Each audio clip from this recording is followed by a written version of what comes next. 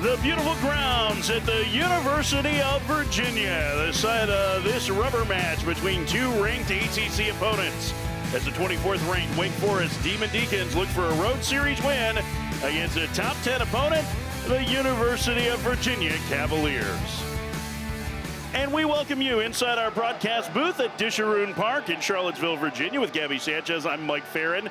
Power pitching, the key for Wake Forest. Power hitting, the key for Virginia. That's why this weekend's matchup is so much fun. Yeah, you get that rubber matchup, and you got hitters versus pitchers. Who's going to be one coming up top? And I'll tell you what, Virginia scores a lot of runs, so it's going to be fun to see what Wake Forest can do on the mound. And they have one of the biggest stars in the country, does Virginia, and A.J. Gracia, their center fielder, the transfer from Duke, off to a tremendous start this year. Boy, it's fun to watch A.J. Gracia work and the way that he's able to hit. He goes out there, it's line to line, there's power to both. There's not too many power hitters that you will see hit 4 home runs to the pull side and still have 4 home runs opposite field.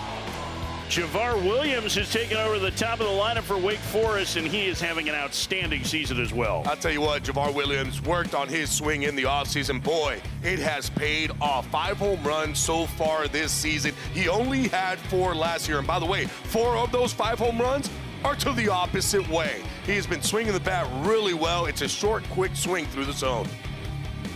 Williams will lead things off for Wake Forest. You see this lineup that put up an 8 spot in the 3rd inning yesterday. Dalton Wentz at the key at bat of the game, coming back from an 0-2 count to spark that 8-run rally with an RBI double that gave Wake Forest the lead. And John Payon will make the start for Virginia.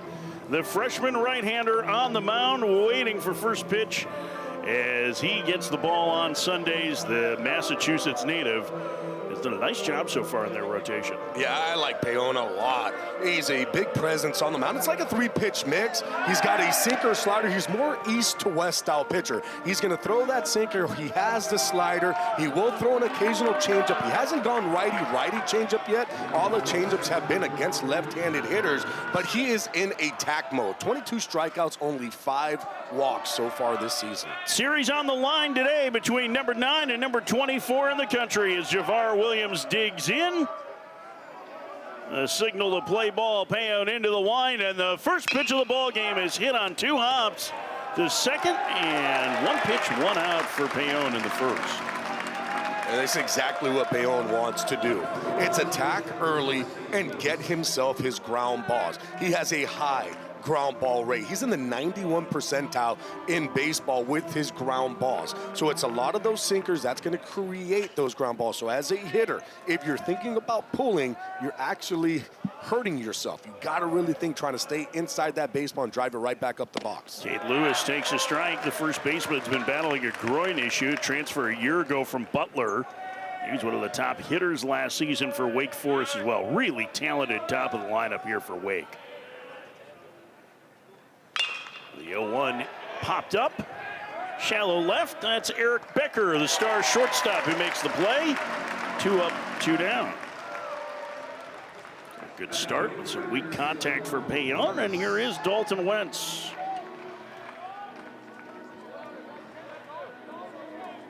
No score, top of the first inning. Just underway on this beautiful Sunday afternoon. Temps expected to be in the mid-80s today. Wentz, a freshman All-American a year ago, switch hitting 3rd baseman. Former Gatorade Player of the Year in Virginia takes a strike. It's 0-1. Like, I'll tell you this, with Payon on the mound, that's a freshman. He is not pitching right now with any jitters that you think a freshman would have facing a Wake Forest team. Wentz fouls it away. It's 0-2. He's very calm, very composed, it seems. He's hitting his spots. He has the sinker working. Now, he will like to throw that sinker more often than not away to hitters rather than what typically is kind of throwing in and letting that pitch work. Here comes the 0-2. Down low, and the count 1-2 to Wentz. And he is going to utilize that slider a whole bunch. Overall, about 50% of the time, he utilizes that slider. Now, he can run up a 4-seam fastball up to about 97 miles an hour. The 1-2. Inside, it moves Wentz off the plate, 2-2. He's got a challenge right off the bat with these left-handed hitters, and I'm very curious to watch Payon against the lefties because he does not use that 4-seamer very much. The 2-2. In the dirt, and the count is full. And talking to Brady Kirkpatrick today, Gabby, it seemed like they're still working through some adjustments with him, but with a freshman, I have to think that it's like, let's keep things simple and we'll gradually add, right? You don't want to put too much on the plate for a freshman on the mound. Just kind of go, hey, what got you here? There's a reason why we wanted you on this team. The payoff, Wentz in the air to center. Playable for Gracia. Makes the grab, and a 1-2-3 first for John Payon.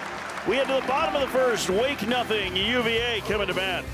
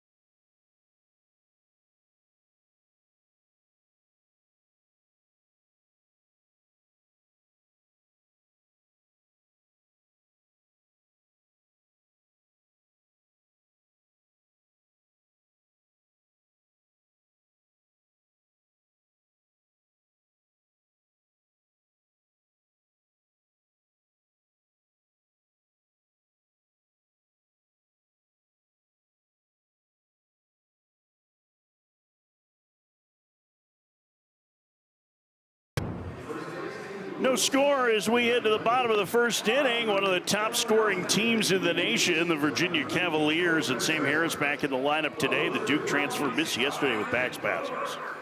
I mean, really nice to have him back in the lineup. It's somebody that was missed, even though it was just one game. There's a lot of power in that bat, and they're hoping to see if they're able to score some runs, because it's not easy to do that against this Wake pitching staff. Making his first start at Wake Forest is Troy Dressler. Duncan Marston had been holding down the Sunday role for Wake Forest, but now the right-hander moves into this rotation, and he threw 4 strong innings last weekend against Florida State. Wake was swept in that series, but coming out of the pen, he really impressed. And now he's going to get a chance on the front end of this game. Yeah, with Tom Walters, that's what you need to do, right? Go out there, pitch, and impress, and then you're going to get put in kind of these positions here. But he's been throwing the ball extremely well. For me, the key is going to be that first inning.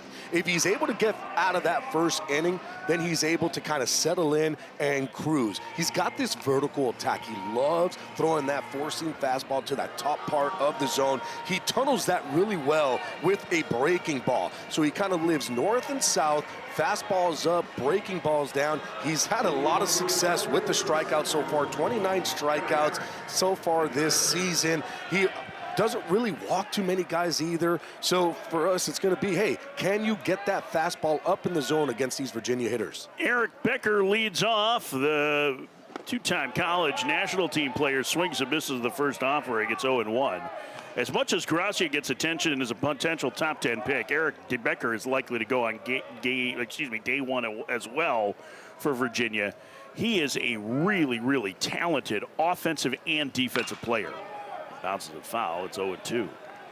He is a super aggressive hitter too, and it's kind of unique that he's in the leadoff spot because he's not someone that walks a lot, Gabby. He puts it in play, but he is a guy that's up there to swing.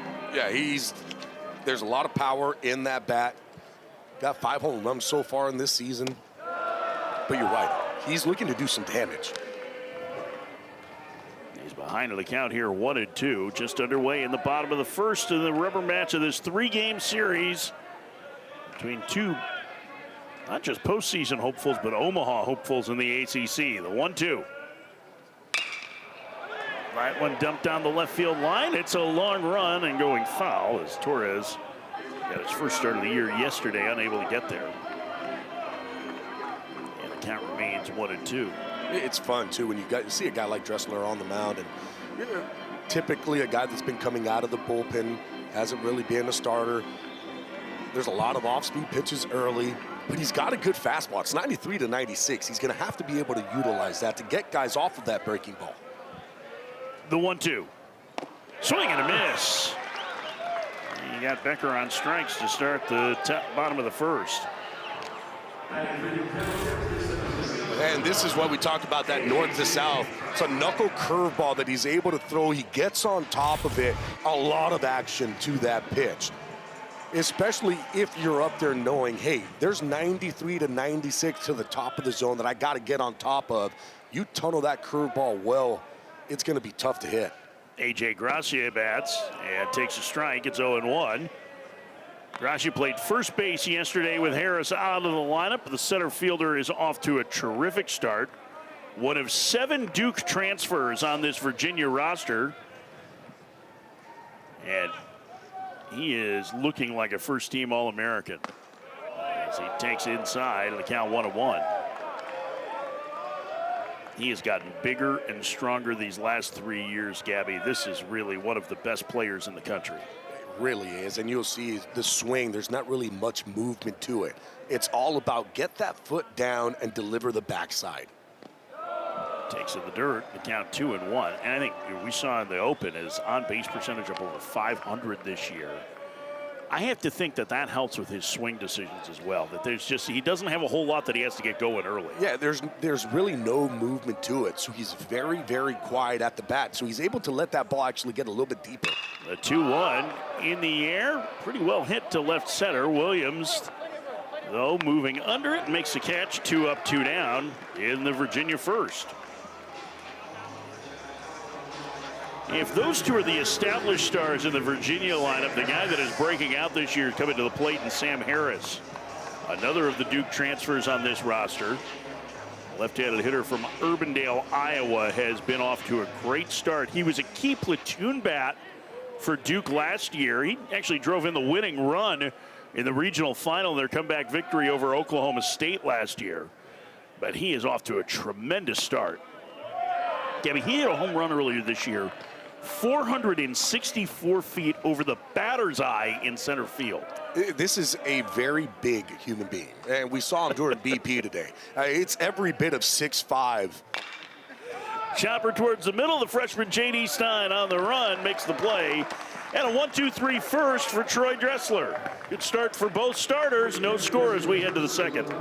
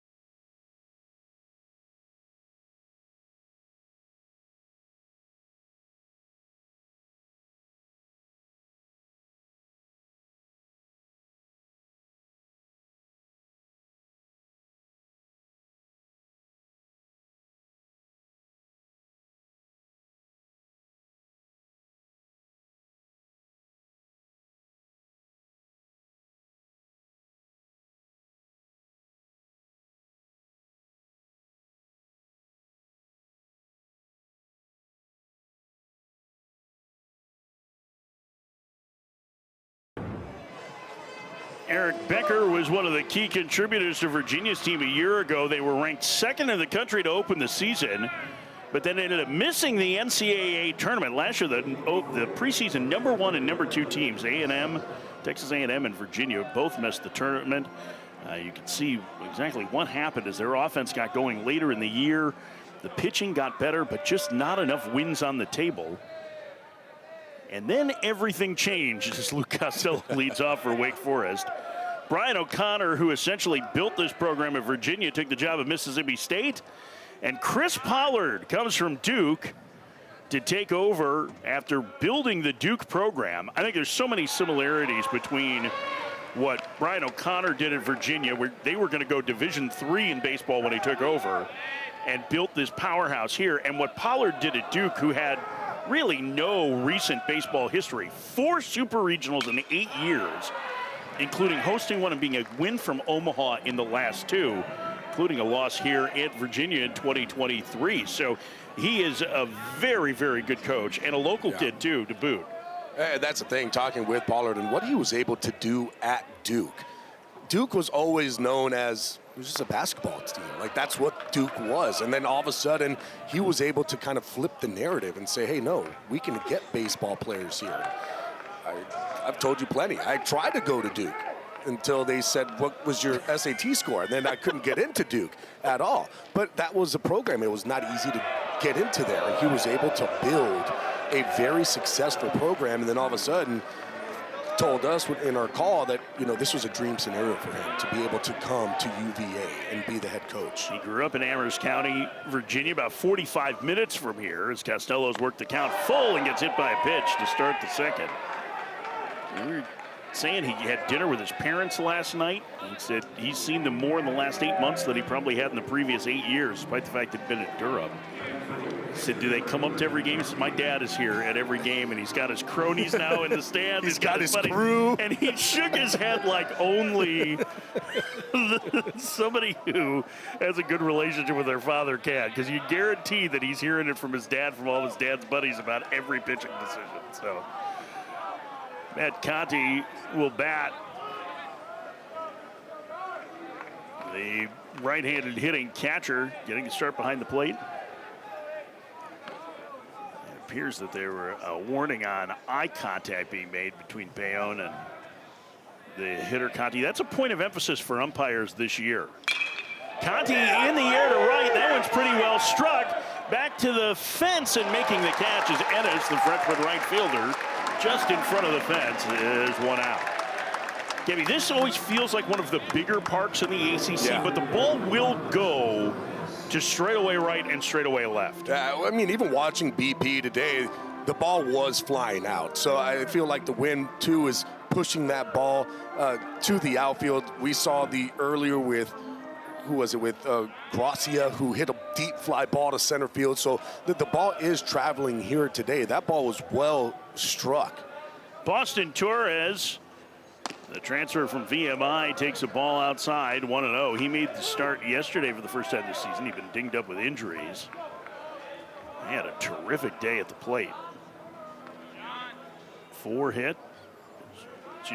hits yesterday. 1-0 on the ground to first. Harris will take it to the bag for out number 2. Thought about going to second, but the only play was to first. Well, next weekend's featured baseball series, the 19th ranked Clemson Tigers play host to the Miami Hurricanes starting Thursday and Friday on ACC Network. With coverage of the series finale on ACC Network Extra, all 3 games on the ESPN app, so you can watch anywhere. Gabby and I will be there for that, so we are warning the folks at the Cajun Cafe to double the inventory. I mean, best food that you're getting at a ballpark, at least for us. Doug Kingsmore Stadium, if you ever have a chance to go to Clemson for a game, it is one of the best environments in the conference. Andrew Costello, the freshman, future catcher in this program, takes a ball inside, 1-0. Let's take a look at that last play by Harris. Yeah, with Harris, it was just that ball was hit, and it was hit hard, kind of ate him up a little bit. So instead of trying to force the double play, you know what? Get the 2 outs, get that out at first. Don't try to do something special. Costello fouls at 1-1. It also looked like he wasn't going to have much of a lane to throw in, and if he had created one, he may have only had to play for 1 out. And he was in the right spot to make that play, but Costello did a good job of kind of taking the lane away from him, running on that inside part, going into second base. That's what you're taught. Hey, wherever that fielder's going to be fielding, you kind of want to run in that lane to make it harder. That ball was hit so hard that it was like, you know what? I'm not going to try to force the throw. Let's just get the out, and now there's 2. Andrew Costello bounces one towards the middle. Becker has it, and he will throw him out. The inning is over. His brother Luke walks and stays at second. We played 1.5, no score, Wake in Virginia.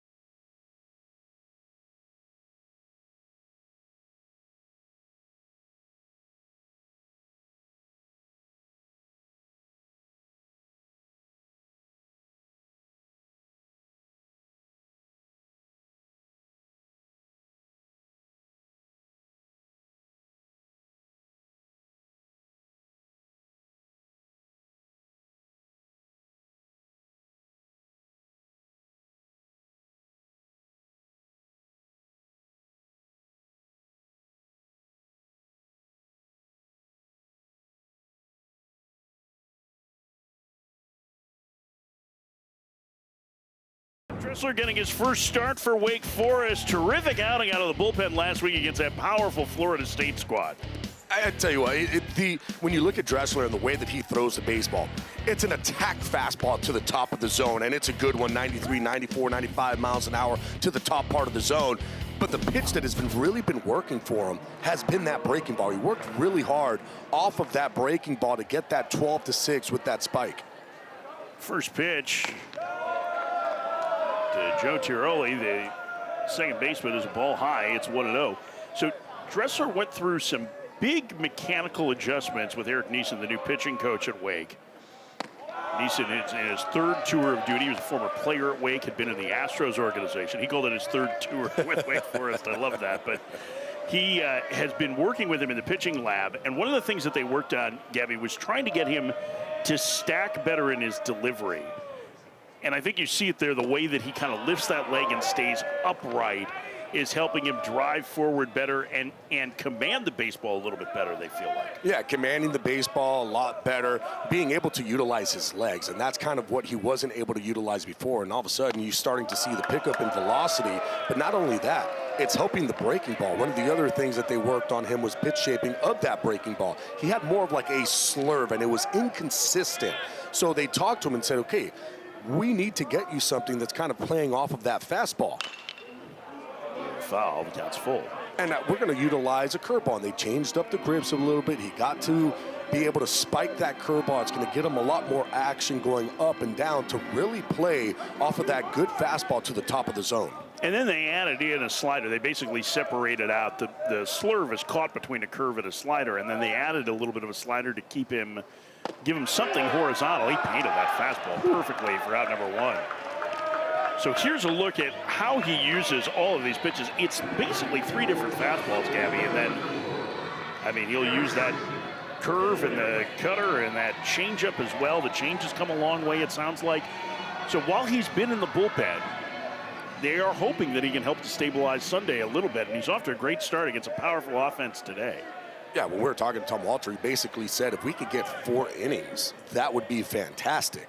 Harrison Didowick hits. Didowick having a bounce-back senior year. He turned down money in the draft as a draft-eligible sophomore after leading Virginia in home runs on the way to Omaha. Last year, a miserable season. The power hasn't been quite where it was, at least from a home run standpoint this year. But the batting average is up there, 368 coming into today. And he has had a much, much better season. He is a really unique player. His setup, everything that he does is unique. But he has been a very good hitter through most of his college career. And there's power. And he's a big man himself. The body type, prototypical kind of body, the way that he looks in a uniform. But not only that, you know that there is power in that bat, and it's going to come. You look at the average where it's at, the OPS is almost at 1,000, a 988. This is high, it's 3-1. But for me, he's done a lot better job of just kind of bringing that ball back into the strike zone, not really expanding the zone. Dressler's falling behind both hitters here. A 3-1 pitch coming to Didowick. Swing and a miss. Challenged him with a heater in the count 3-2. One out, nobody on. Last of the second, no score in the rubber match of this 3-game set.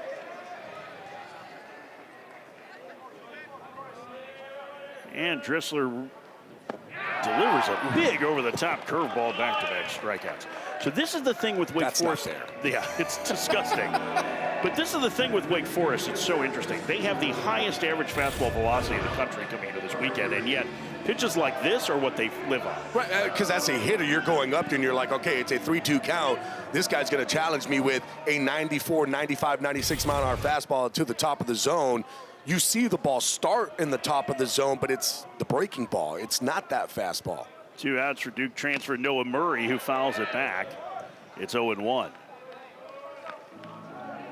They are really breaking ball heavy. You see that tied for 293rd. What, 307 teams at Division I? I mean, they are down like with the University of Texas in terms of their usage, and that's, you know, and it's the highest fastball velocity. Yeah, right. So yeah. you would think you guys have the highest velocity of fastball. Let's utilize that pitch.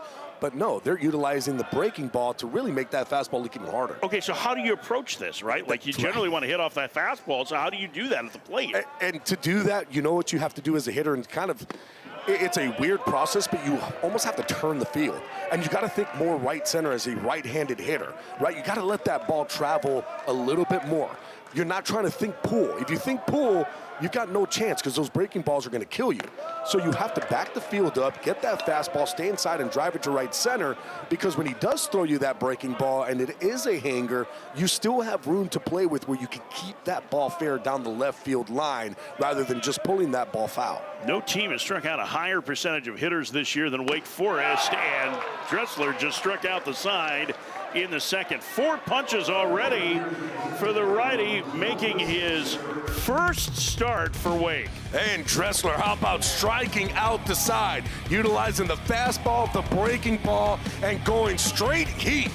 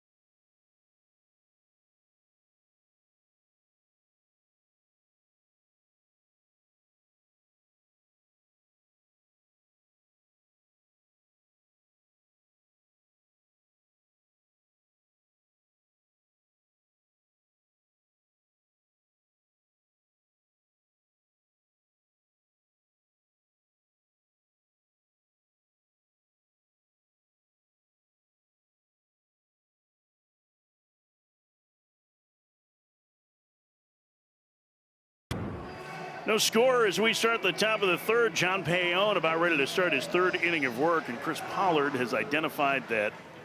Oh, we got something sticking up. The sprinkler system. Sprinkler system. Is the that hose. the water? The hose? Yeah, that's the spigot for the connection for the hose. And they have their players out there watering the field before the game yesterday. So I think it just didn't get closed there. It looks a little, look at that. That is a man that knows his field. That's what that is. So that doesn't look good either. No, it's like, well, it's not sitting. This is what we got right now for some reason. Hope you don't get something hit to that spot. I think probably going to talk to the grounds crew a little bit here, but that's going to be an interesting hop with that ball hitting that. Well, pitchers can feel their position too, Gabby.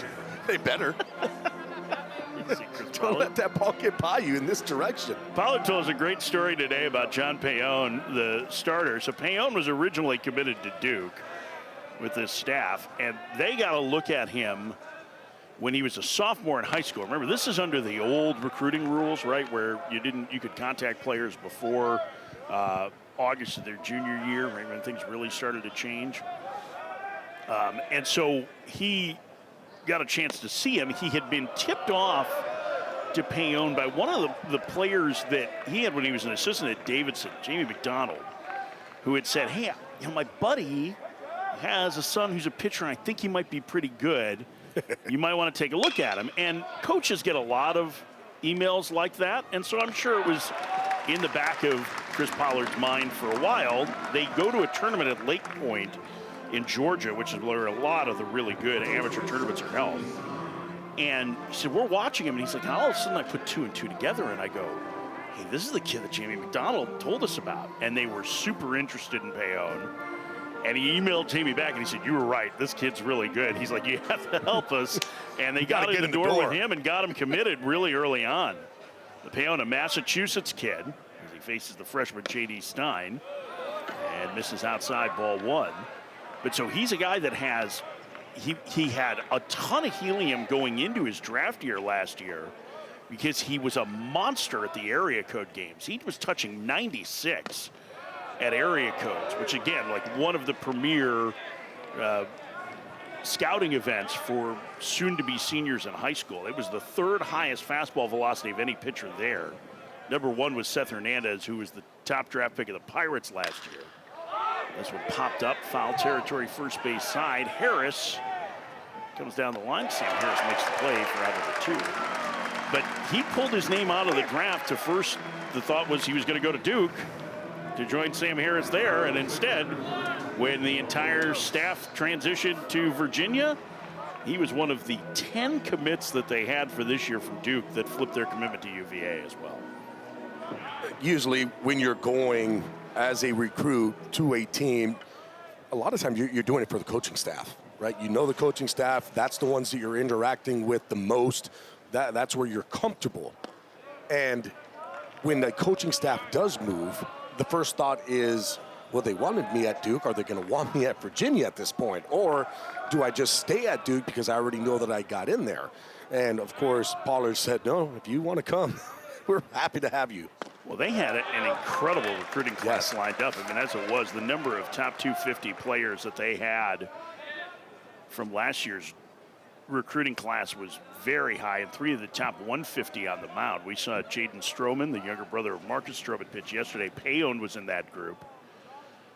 And there's a third one who we likely will see at some point today, Noah Yoder, who was a terrific high school basketball player as well. And he has one of the biggest arms in the country. This staff has always been very good at piecing together pitching. They didn't always have a set rotation at Duke. And it feels like maybe their resources, Virginia, very good school, but maybe not with the same academic restrictions at Duke, that they're going to build a good pitching staff. Both Chris Pollard and Brady Kirkpatrick know what they're doing when it comes to pitching. Yeah, well, I mean, you saw it every single year. It seemed like that Duke was out there and relevant and winning the ACC tournament. What they had was a plethora of pitchers, and they didn't have the typical, like, this guy's going to be our starter and go 5 or 6 innings. It was, we're going to piece together, like you said, but good luck, because every single guy that we're throwing out of the pen is going to be 94 to a 98, and it's going to be power coming at you. And they had lots of different looks out of the pen, and guys who were rubber-armed, Reed Easterly, Charlie Melanson. And they have that a little bit this year with Lucas Hartman, too, the transfer from Western Kentucky. Tamper foul up along third.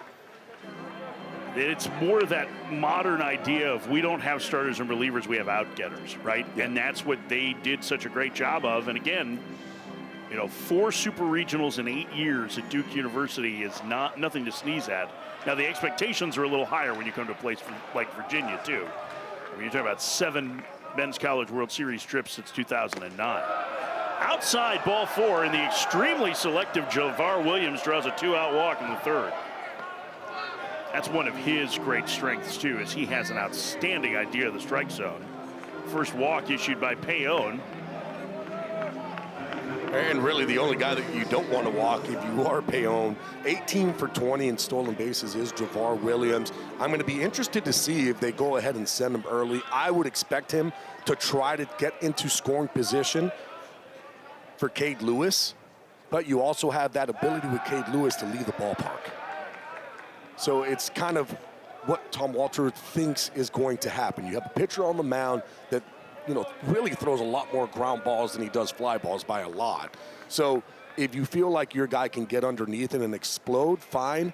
If not, you got to send him. Get him into scoring position. Now Lewis sends that back through the middle, a base hit. Williams around second. He'll make third easily. And Wake Forest putting together a 2-out rally. The first hit of the ball game puts runners at the corners with Dalton Wentz coming to the plate. And boy, for Cade Lewis, that's exactly what you're supposed to do against a sinker baller on the mound. Don't try to pull it. Let that ball get to you a little bit more, staying inside of it and driving it right back up the box. You have a better chance of trying to get that ball in the air when you're not trying to pull sinker ballers. Runners at the corners and 2 outs for Dalton Wentz. He flied out to center his first trip. A switch hitter batting left-handed, waits. And he takes on the inside corner a strike. It's 0-1. As much as we have and undoubtedly will talk about the Virginia lineup, the top of the Wake Forest lineup is incredibly dangerous. Williams, Lewis, and Wentz are as good a top three as you'll find in the league. And Lucas Costello in the on-deck circle has a ton of power. Went second on the team in home runs so far this year. Sophomore is settled in at third base for the Demon Deacons. And he's in a big spot here trying to give them the lead in this rubber match. Inside, it's 2-1.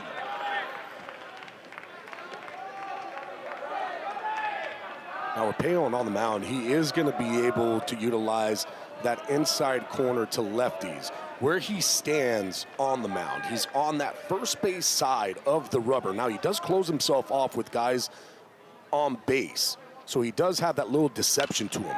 Wentz fouls it off. They count 2-2. But you can see right now where he's attacking, it's kind of where he's standing on the rubber. And that's typically, as a hitter, that would be the first thing that I always look at. Where is this pitcher on the mound? That tells me kind of where he's going to be able to control a little bit more. He is really on that first base side of the rubber, so he's going to want to control that inside to lefties, away to righties. 2-2 the count. The pitch served foul on a play. Oh, that's a good fight pitch. That's a great pat there by Wentz. Just foul that pitch off to try to get to the pitch that you want. Yesterday in the third inning, he fell behind 0-2, was getting a little jumpy, and Tom Walter called an offensive timeout, settled him down, and said, hey, let's worry about a good at-bat here. Let's not worry about hitting a home run. He doubled in the go-ahead run, and that really sparked the bulk of that 8-run rally they had in the third. Runner goes and no throws. The pitch is way outside, and the count is now full to Dalton Wentz. There's a base open with a right-handed hitter on deck, but Lucas Costello has the most power in this lineup. A chance for Wake to get the lead here in the third. The 3-2. Fouled away again, and this is where Wentz will absolutely battle. Battle. He is such a good hitter. Now you do have that base open, and I get it. You have a guy in Costello behind with a ton of power, 9 home runs on the season, but you do get that righty-righty matchup. So you don't have to just go ahead and groove something. You could try to utilize the corners here, and if you walk them, so be it. Ripped foul. Way out in front of that off speed. Kind of looked like he was frustrated that he got out that quick on it. It's probably a pitch that he was looking for. He was looking for that breaking ball. I want to get it. I know that I'm going to probably get it 3-2. That's the other thing, too. When you start looking at numbers, Payon throws a bunch of sliders, especially if it doesn't matter if ahead actually or behind in the count. 3-2 again. That one missed the corner, and the bases are now loaded with 2 outs. That's a great pitch. And that's exactly what you need to do with your Payon. And look, this is a freshman on the mound. And that's exactly what you want to do.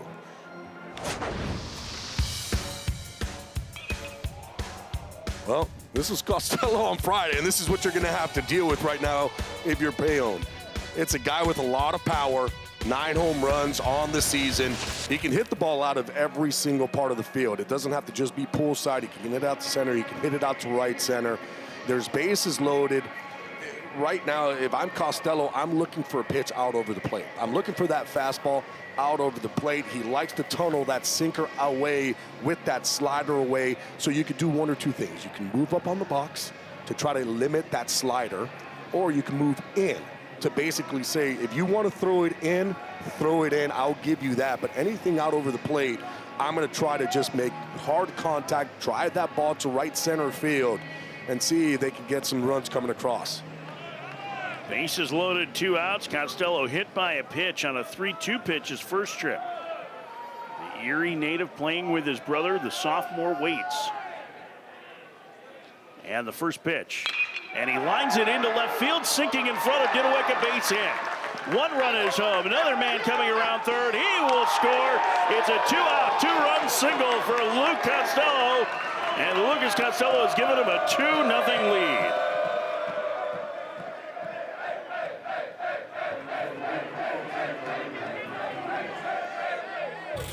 Well, that's perfect for Costello. What is he doing? He's looking for something out over the plate. Looks like he got a little bit closer to home plate as well, saying, hey, I dare you to come in. I feel like you're going to utilize that outside portion of the plate where you like to throw the ball, and I'm going to actually look out there to even pull. So if you throw me that sinker, it's going to come back. If it's away from me, I'm going to still be able to get my hands through the body and drive it.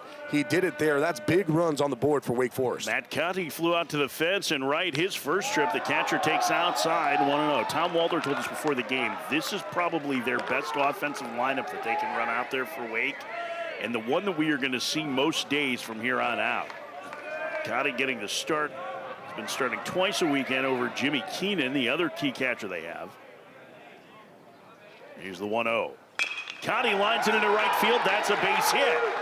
Racing around third is Wentz. Here comes the throw to the plate, cut off. An RBI single for Conti, and it's a 3-run, 2-out rally in the third for Wake Forest. And that's the big part. All of this happened with 2 outs. Javar Williams has a great at-bat, ends up getting walked, and all of a sudden that kind of opened up the floodgates for Wake, being able to make an adjustment too. Remember, this is second time through the lineup.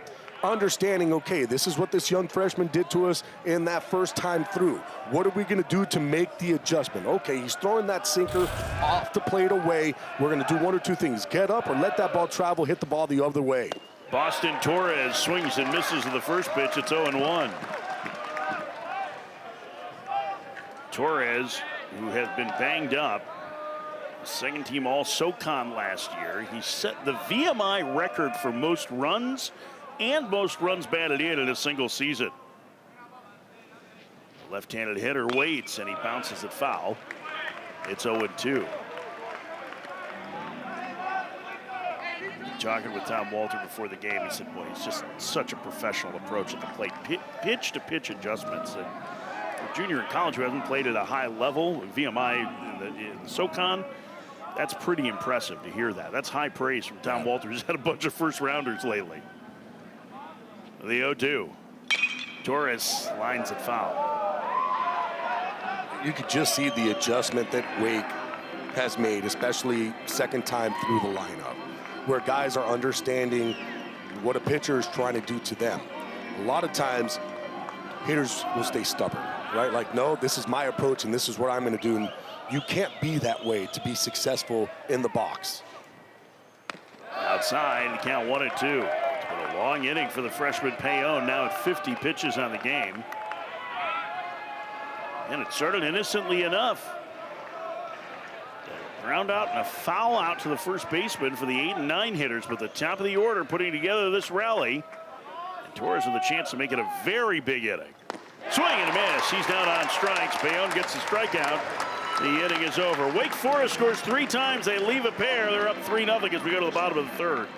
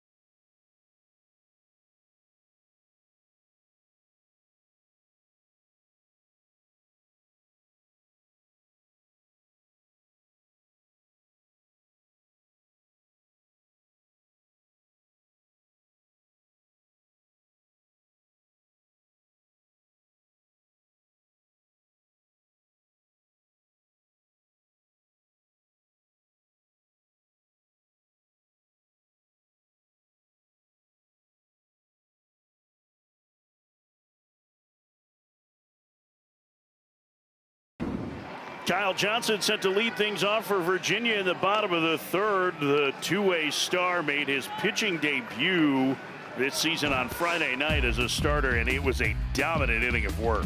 I'll tell you this, one who really was happy about this is Coach Pollard.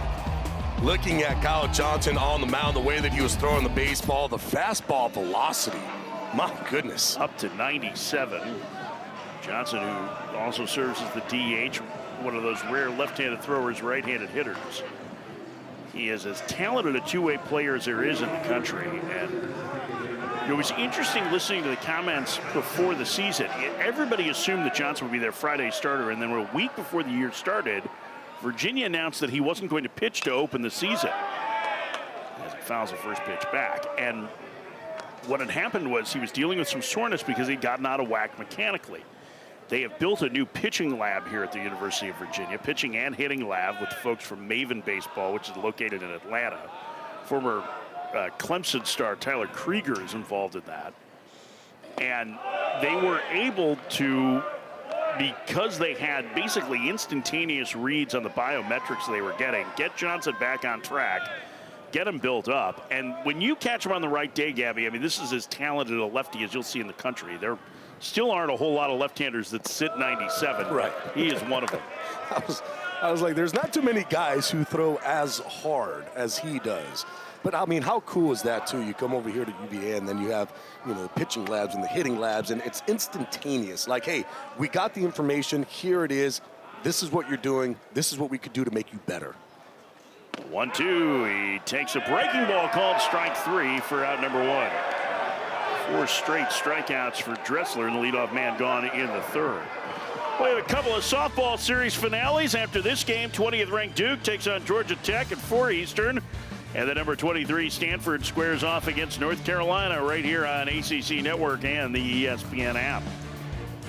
3-0 Wake Forest. Jake Weatherspoon just back into the lineup last weekend against Virginia Tech. Delivers the first base hit of the game for Virginia. It goes to the wall. And they'll have to settle for a long single. So the junior catcher, the transfer from Indian River, who missed a good chunk of the first part of the season with a hamate bone injury, starting to make his presence felt in the Virginia lineup as he gets to the 9 spot in the freshman Griffin Ennis. And that's what you need to do. When you see a guy like Dressler, the way that he's been throwing the baseball, you got to be aggressive, especially when he does leave the pitch up in the zone. You know that you have to hunt up in the zone. When he leaves a breaking ball up there, you got to make him pay. First pitch of the right-handed hitting Ennis, a big curveball that misses high, 1-0. Dressler, to me, looks like a much different look than other guys because he's over the top. And it feels like he'd probably be more effective against lefties there, but boy, his stuff is firm. He's looked very good today. The 1-0. A little jam shot into shallow center. That one's going to be trouble. No! What a great running sliding catch by Javar Williams for out number 2. Boy, he closed on that ball so fast, Gabby. Holy cow. Mike, I'll tell you what, there was a lot of running speed that he was having to cover. Where he was and covering the ground that he did to be able to make this play. This is a jam shot out to center field. He was basically in right center field, thinking for something opposite way. That's a lot of ground that he made up. What a play by Williams to record out number 2, and here's Eric Becker. The leadoff man in the Virginia lineup taps it foul. It's 0-1. I do think that that's one of the things that we have seen with this Wake Forest team early on, maybe Friday notwithstanding. Tom Walter was not happy with the way they played defensively that day. But this is a stronger defensive team than they've had in a couple of years. Williams is a part of that as he's continued to grow. He played a lot of left field early on at Wake, but now with Cam Nelson in pro ball, moves to center. The middle infield is very strong defensively with Blake Schaff and the freshman J.D. Stein. And that one lined to center field. Williams won't be able to get that one and have to play it on the second hop. And there's 2 aboard here in the third for Virginia. They bring the tying run to the plate in A.J. Gracia. Yeah, for Virginia, trying to see if they can match what Wake Forest did and score a couple runs here with 2 outs. But again, this is going to be second time through the lineup. We saw what Wake was able to do. They were able to make an adjustment second time through. Right now, it looks like UVA, starting off, has kind of made a little bit more of an adjustment, coming to the second time through the lineup. And the best hitter in Virginia's lineup up is the tying run as he takes a breaking ball strike. It's 0-1. Gracia flied to center his first trip. Former freshman All-American waits, and the 0-1. Breaking ball, bounced foul. It's 0-2. Well, this is going to be interesting here. He's gone to a couple of off-speed pitches here. Everything's up, right? Everything's been up. The off-speed pitches, the curveballs. Early on in the game, he was able to get on top of them and bury them. Right now, they're staying up. So you got to be careful, especially when you're facing a guy like Gracia, who can hit the ball out of every single park. 0-2. Runners get their lead at first and second. The pitch in the dirt. And a really good stop. I don't know if Ed Conti stopped that ball so much as it just found him. It bounced so far in front of the plate, and the count 1-2. Yeah, Conti with a really nice job. But I like the adjustment being made there, right? Everything is up, up, up. Hey, we got to get this ball down. And he got it down all right. Conti, though, able to stay in front and keep the runners right where they're at. That ball gets behind. All of a sudden, you have second and third. Base hit, scores 2. At what point is he able to sneak a fastball by Gracia? Right now, I would be trying to go to the top of the zone with that fastball. The 1-2. A breaking ball again that misses upstairs. It's 2-2. It's dangerous because right now he's not able to control it like he was earlier on in the game. So for me, you're not able to control that pitch. He is able to control that fastball. Utilize that fastball. You're able to change zones, getting that fastball up. But Gracia does not chase above the zone very often against righties. The 2-2. Breaking ball fouled away again. Well, it seems like the game plan is whatever you do not throw A.J. Gracia a fastball in an RBI situation. I'll tell you this, though. That was a mistake pitch, and that pitch should have been hit extremely hard. That was over the heart of the plate, really didn't have much action to it. Gracia just a little bit too out in front on that pitch. Again with the 2-2. Inside, they finally did throw a fastball, and he moved Gracia off the plate. The count is full. And now the runners will be on the move with 2 outs at the last of the third, and Wake Forest leading Virginia 3-0. Now you got to be careful here. Gracia, in my opinion, should be looking for a fastball like he did in his first AB, driving it to center field. See if he can stay on that breaking ball if he does get one.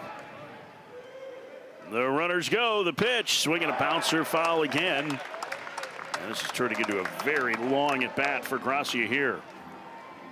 I mean, how crazy is it, too, to see these guys on the mound on a 3-2 count going to their secondary pitches, right? And we talked to Tom Walter a little bit, and he said a lot of times it's because they can throw that one for a strike, and that's more of a strike percentage pitch.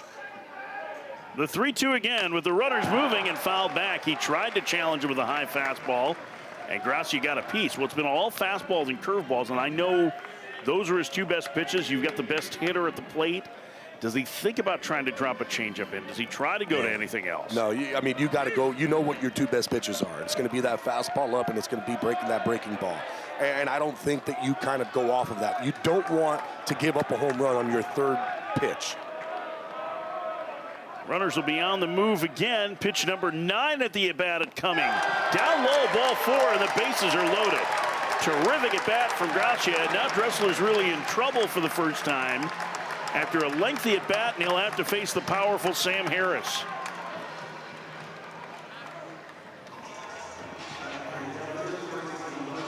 And Eric Neeson, the new pitching coach for Wake Forest, will make the visit here. First walk of the afternoon from the right-hander Dressler. Yeah, now what's crazy, too, is that Dressler has actually fared better against lefties than he has against righties. Lefties against him only hitting 160, righties hitting 256. So there is that thought process of it's okay if we go and we walk Gracia. The only problem is that Harris has a ton of power, but there is more maybe chase with Harris than you don't get with Gracia. Yeah, especially below the strike zone. It looks like that's a spot where Dressler may be able to go against Harris, but he's going to have to get ahead in the count first. Yeah, and the curveball, it got a little bit better, it looked like, as that at-bat went on. But the biggest pitches of the day for the right-hander coming. 3-0 Wake Forest in the 3rd, swing and a miss. Got him to chase a breaking ball off the plate, 0-1. That's where he needs to stay. That's when his pitch is working really well. So it looks like as that at-bat went on against Gracia, kind of got him a little bit more confident throwing that breaking ball. The 0-1. Another curveball lined into center field, a base hit. 2 runs are going to score. Gracia on his way to third. Sam Harris gets Virginia back in the game. It's 3-2. Look at these 2-out rallies from the top of these powerful lineups. What a great swing by Harris. He got a breaking ball, wasn't able to do much with it, gets it again, but this time stays on it, drives it right back up the box. And how about Virginia with the answer back?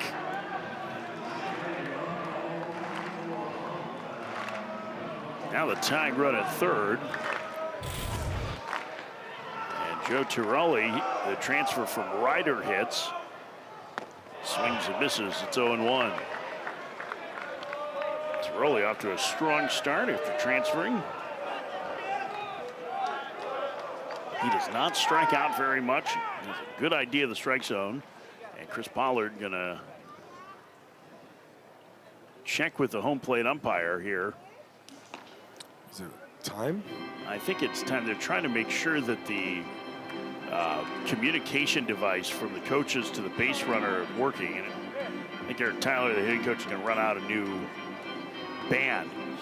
I'm sorry, that's John Natoli. Excuse me, who runs the analytics here for Virginia. So, you may be familiar with PitchCom in Major League Baseball. There are communication devices that all the players can wear on the field, and a lot of times that's in lieu of signals from the third base coach. Sam Harris at first is getting instruction from the dugout on run, don't run, hit and run, whatever the play, whatever offensive play they would have on. I would guess that it's not going to be supposed to run on the first pitch. But probably was supposed to take off. He bluffs going that time.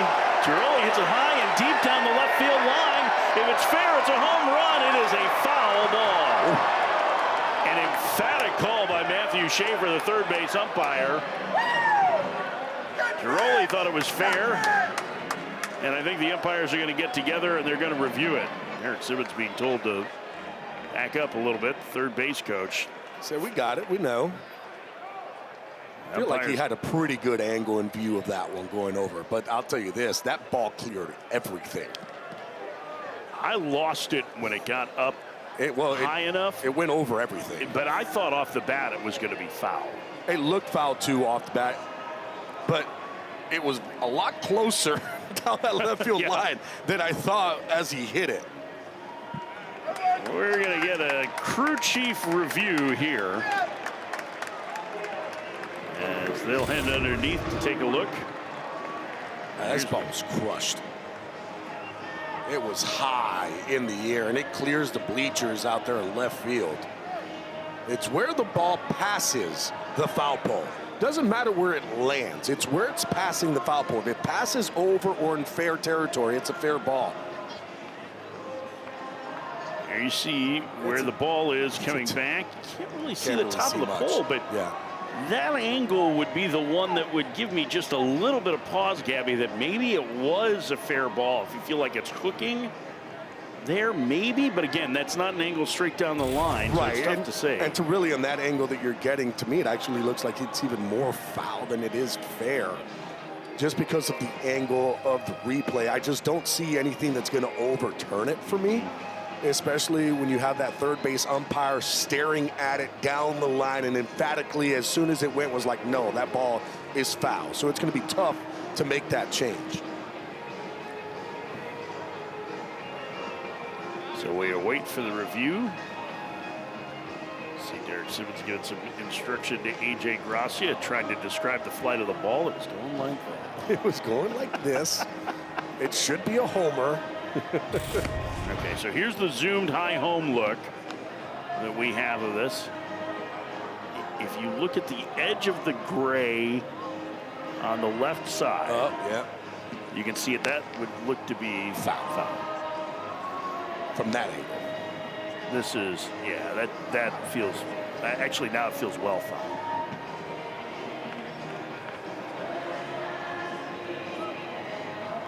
You can see in the bottom quarter there, Dalton Wentz signaling foul ball on the third baseman with his arm out. Here's a call. It is a foul ball, so the call stands, and that makes sense. There was not enough to overturn or confirm it, so it's 0-2 on Tiroli. As it is, Virginia's still got 2 on, 2 outs, and an 0-2 count. They've scored 2 runs in the inning. Trying to get back in this game after giving him a 3 spot in the top of the third.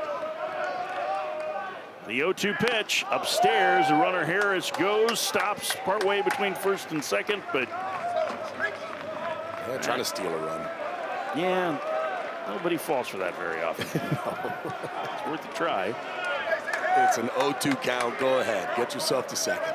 The late Harry Carey used to say that play went out with black patent leather shoes. Here's the 1-2. Foul back.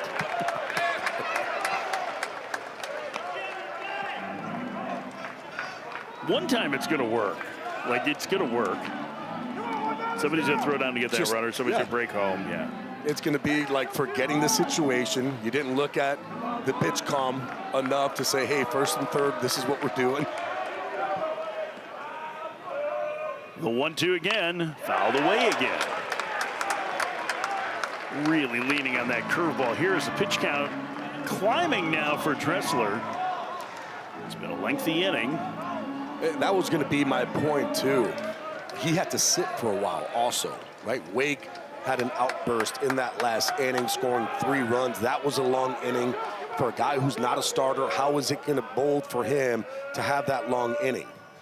In the dirt, 2-2. I'm sure, too, that as much as, he went 4 innings out of the bullpen against Wake Forest, and there's action of the Wake pen now, that there's a different adrenaline when you're starting, right? Absolutely. And the first time kind of dealing with that, you would think that he might have a little bit shorter outing. Evan Jones, the freshman right-hander, very excited about getting loose in the pen. The 2-2. Swing and a miss. Got him to chase a curveball, and the inning is over. But Virginia gets back in the game thanks to big Sam Harris. What an answer back inning for Virginia. Coming up clutch, all with 2 outs. Sam Harris delivers.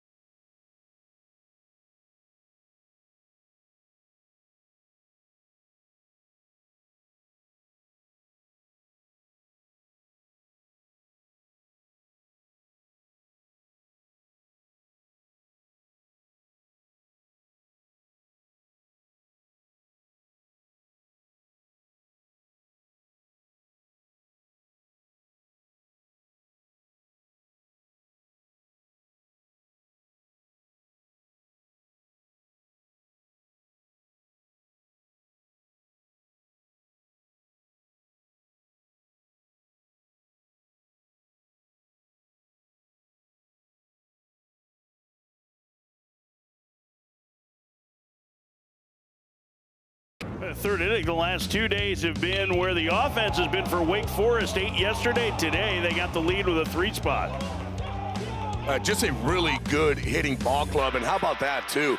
With 2 outs in this game, they were able to get 5 straight on the top of their lineup up, scoring 3 runs, just doing damage, understanding what a pitcher's trying to do, and implement it on the field. Luke Costello, Matt Conti with the 2 big base hits there to give Wake Forest a 3-0 lead. It's now 3-2 in the 4th, and here's what they've done the last 2 days. That's a lot of runs. 11 runs in that 3rd inning. You give this Wake lineup extra outs, extra base runners, and look out. Guarantee you Tom Waters is going to look at this and say, can we have other innings that we do this and not just the 3rd, please? That's a foul. 0-2. Well, yesterday afternoon, I should say, there were times in the middle innings where you felt like Virginia might mount a comeback. Chris Lavonis, the starter for Wake, was dynamite early, and then they did a good job to get him out of the game in the fifth. It was an 8-4 ball game at one point, but then Wake started tacking on, and that's really the key right after the big inning. You can't just score in one inning and hope to win, especially against a high-powered Virginia offense. Andrew Costello grounds out. The freshman, Luke's younger brother. And the leadoff man gone in the fourth for Wake Forest. They lead 3-2. Here's Blake Schaff. I'm interested to see how Payon does as well. After giving up the 3 in the top of the third last inning, what's going to be that bounce back inning? Are you able to kind of flush what happened last inning and understand, hey, it happens, and now I'm going to go back out there and do what I can do. I'm going to utilize that sinker slider combo. Let's get the ground balls where I'm very successful at pitching with utilizing those ground balls and not just trying to strike guys out. Blake Schaff ahead in the count 1-0. The transfer from Georgetown, who led the Hoyas in hitting a year ago, hits that back through the middle for a 1-out single. Really does not seem like Wake is trying to do too much right now either, and that has to be the other thing that Tom Walter is thrilled about. I mean, he was unhappy with the lack of adjustments they made against Florida State last week, and they got blanked in the first 2 games. And really, like, they ran into 2 very good pitchers, Wes Mendez and Trey Beard, but Beard in particular, like, he and Lavonis went toe-to-toe in that 2-0 game. But he was not happy with the lack of adjustments. And the Wake staff has to be much happier with the way they've taken at bats the last 2 days in particular. J.D. Stein, the freshman, takes a strike. It's 0-1. Carmel, Indiana native, hit his first collegiate home run yesterday. Normally he's number 3. He's wearing number 0. Here's the moment that's sure to get to every parent who has children who play baseball or any sport in the crowd. J.D. Stein yesterday forgot his gray jersey. It was still back in Winston-Salem, so he had to borrow Kyler Baxter's number 0. And then he hit his first collegiate home run. And his number is now going to change to number 0. Steal Baxter's jersey again today. The 0-2 outside. It's 1-2. So it's a good combination of young person forgetfulness and baseball superstition that's driving the bus here. I'll tell you this. There's no way that I'm not going to be Von Stein number 0 from here on out. Yeah. Especially if all of a sudden I hit another one today. He's got surprising pop for a little dude. Runner goes, swing and a miss. Foul ball, excuse me, and that was off the hand of Weatherspoon, it looked like. Here's a look at Stein's homer. Number 0, coming up big, gets an elevated pitch and just drives it out to left field. And you're right, it's a small stature. But, man, there's still power getting there. And guess what? The whole team just excited for this home run, messing with the little guy. He hit a ball to the fence in center field on Friday night, too, which that's 404 feet. It is a significant poke. So there's surprising power there. They have had success with freshman shortstop in the past. Merrick Houston, who was a first-rounder last year, was terrific defensively as a freshman, and the swing decisions were so good, it just took a while for the rest of the offensive game to catch up. He was better as a sophomore and a junior. So Stein, they really like the glove. Runner goes, pitches a ball. The throw by Weatherspoon is not in time. They want to look at this from here. Boy, it looked like Tiroli got the tag on him. The only thing that I can think of is maybe that swing move when you're coming into second base. Was he able to contort his body enough to get around the tag? But it looked like the ball beat him. The question is really, he didn't really swim, it doesn't appear, but that left hand may have been in there. Boy, that's going to be close. Yeah, it's going to be close. From the angle, it's where does he catch it and deliver the tag? That's bang, bang. I mean, from our angle, right, we're looking over our monitors on that stolen base, and Tiroli blocked out the left hand. So it looked to us It looks like that tag is being applied when that hand is getting in there. Yeah. I don't see an overturn at all on this one. I think that the call on the field stands. Yeah, It was a lot closer once we see the replay.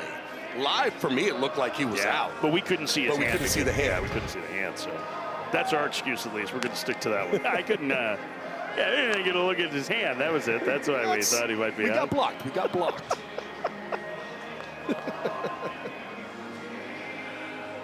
As it stands right now, it's a stolen base. Peon's going to throw a couple of warm-up tosses here. We wait for our second review of the game.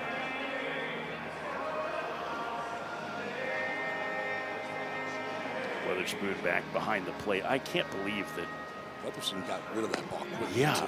well, he is their best defensive catcher. And the fact that he's catching this quickly after a hamate bone injury is incredible. So this is what the umps are looking at here. To me, it looks like the hand's already on the base there when the tag is being applied. Yeah, his fingers are bent back there, and even 2 frames before, it's pretty close. I'm with you. I feel like this is going to be call stands. I feel like if we say call stands, like we're going to be right 90% of the time. It's like, Ryan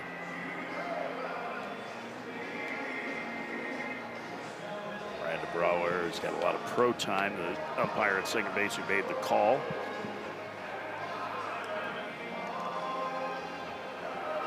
Chris Pollard anxiously awaits to see whether or not they will retain this challenge.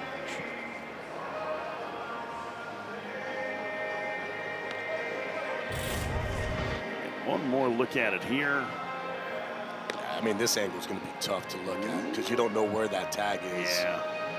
It felt like he got the tag on. What it was, too, is that the glove wasn't coming back with the ball coming into his glove. It's almost like he caught it, then had to make the tag. Okay, here's their call now. He is safe. The call stands. So Virginia loses one of its challenges, and Wake Forest has a man in scoring position with 1 out in the 4th, leading 3-2.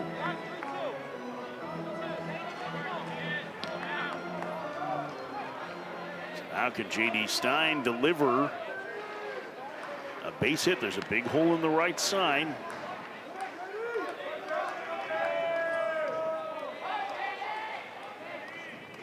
Here comes the payoff.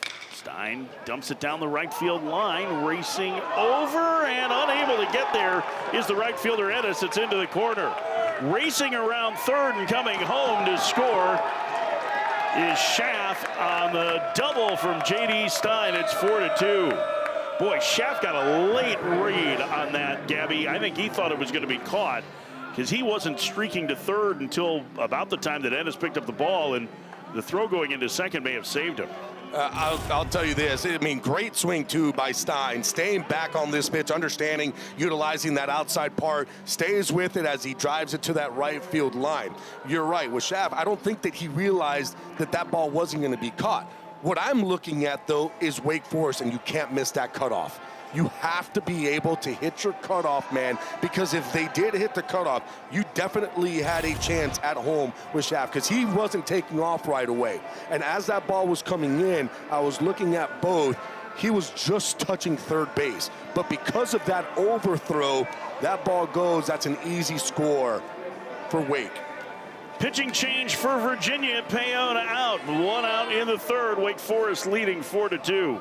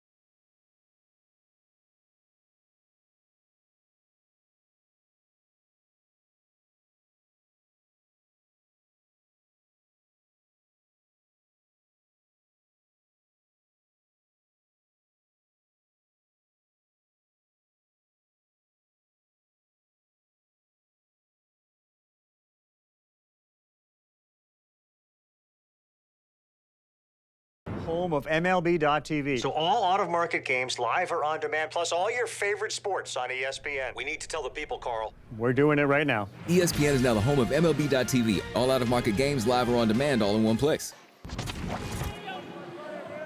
And a look at the start from John Payon today. 3 in the third innings, 4 runs allowed, and responsible for the man at second, J.D. Stein, as he turned things over to another freshman. And this is one of the arms that they are very excited about, Noah Yoder, the 6'6" right-hander out of Atlee High School at Mechanicsville. Look at those numbers for a freshman. Incredible. He faces the top of the Wake Forest lineup with Javar Williams, who tries to check his swing and can't hold up. It's 0-1. Williams was, I think, assuming the freshman was coming with a fastball on the first pitch and got a breaking ball. Williams started the 3-run rally in the third with a 2-out walk. It's now 4-2 Wake Forest, the pitch. A little never. This should be a tough play. Murray has it, throws to first in time to get Williams 2 outs. On the play, Stein goes to third, and it'll bring up Cade Lewis, who singled his last trip. That was a nice play, too, by Murray. That ball has got a lot of English on it off the bat, so being able to stay with that strong throw over to first. And not trying to rush with the speed of Williams. Yeah, going down the line. Lewis a base hit and a run scored in the 3-run third. Takes a breaking ball strike. It's 0-1. This is a freshman, Gabby. Yeah, Yoder just like Payon. You're looking at these guys going, these guys are freshmen and they're out there and they're not acting like freshmen on the mound. There's no nerves. They're pitching to their game. And then there's another guy who's a ground ball pitcher. Rip foul past first. That one hit 96. It's 0-2. I mean, it's a good fastball, 94 to 98 miles an hour with the curve on a slider. Likes to throw that fastball up and into righties, would throw it away to lefties. Yoder's 0-2. Called strike 3, top of the zone. Lewis didn't like it, and he is barking at Nicholas Mull. But the inning is over. Wake gets a run back. They leave a man away into the bottom of the fourth. 4-2 Wake.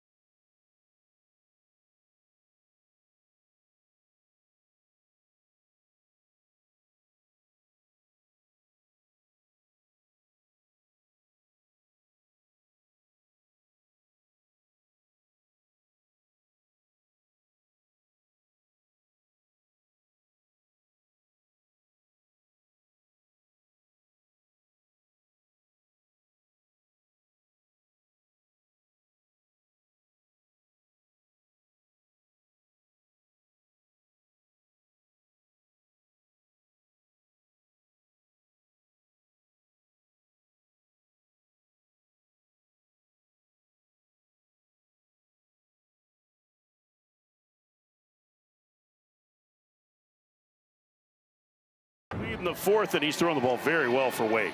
He's been doing a phenomenal job on the mound. Had a little hiccup in that last inning, but boy, it's a very good curveball. What they worked on in this offseason, he's able to utilize it here today. It's a good fastball, 94 to 96 to the top of the zone. He's been utilizing those 2 pitches to kind of navigate this Virginia lineup, which is one of the best in college baseball. 1-0 the count to Harrison Didowick, the senior left fielder. That one tapped foul. The count 1-1. Speaking to how good the Virginia lineup is, they are one of the top 10 scoring teams in the country. They are 5th in the ACC in runs per game. It's crazy. Just narrowly ahead of NC State on that list. I mean, 6 of the top 10 scoring teams are in the Atlantic Coast Conference right now. The number 1 team in the nation is Georgia Tech. That would foul back. And Georgia Tech up 4-0 on Pitt, who is the second highest scoring team in the ACC. Man, Mike Bell has done a heck of a job. They have, I mean, whatever the next level up from Gritzberg is, they've found it. Foul back. Lorenzo Carrier, the way that he's been swinging the bat, fun kid to watch. We were talking about him at dinner last night. I kept waiting for him to get a chance at Miami because the tools were so loud. In his second year at Pitt, he has gone off. Been very impressive. In the dirt, 2-2. But NC State's offense has been good. Louisville's has been good, although they got 2 hit on Friday night at North Carolina. They won yesterday. Wyatt Danielewicz was terrific. 11 strikeouts in 7 innings. They've got the lead on North Carolina at the Bosch today. Roller foul. And they've held North Carolina to 1 run over the last game and a half, and that's a much better offense. They're not one of those teams that are in the top 6, but they have been a much better offense this season than we saw a year ago at the same time. Their bat quality on Friday night was exceptional. 2-2. Upstairs, and the count is full. And while we're talking ACC, we should mention that Notre Dame has a 3-1 lead on Clemson. And they, if they can hold on to that, will sweep the Tigers. Notre Dame's been playing some really good baseball. That's like a really well-rounded team. Foul back again. Didowick stays alive. Clemson in jeopardy of falling to 1-5 in ACC play. We'll be there Thursday and Friday in Clemson as they get ready to take on the Miami Hurricanes, who are facing Creighton this weekend. Here's the 3-2. Upstairs, ball 4, and the leadoff man walks in the Virginia 4th. Our next women's lacrosse matchup here on ACC Network and the ESPN app is Thursday when number 2 Stanford takes on number 16 Boston College in Chestnut Hill. Coverage begins 5 Eastern, 2 Pacific.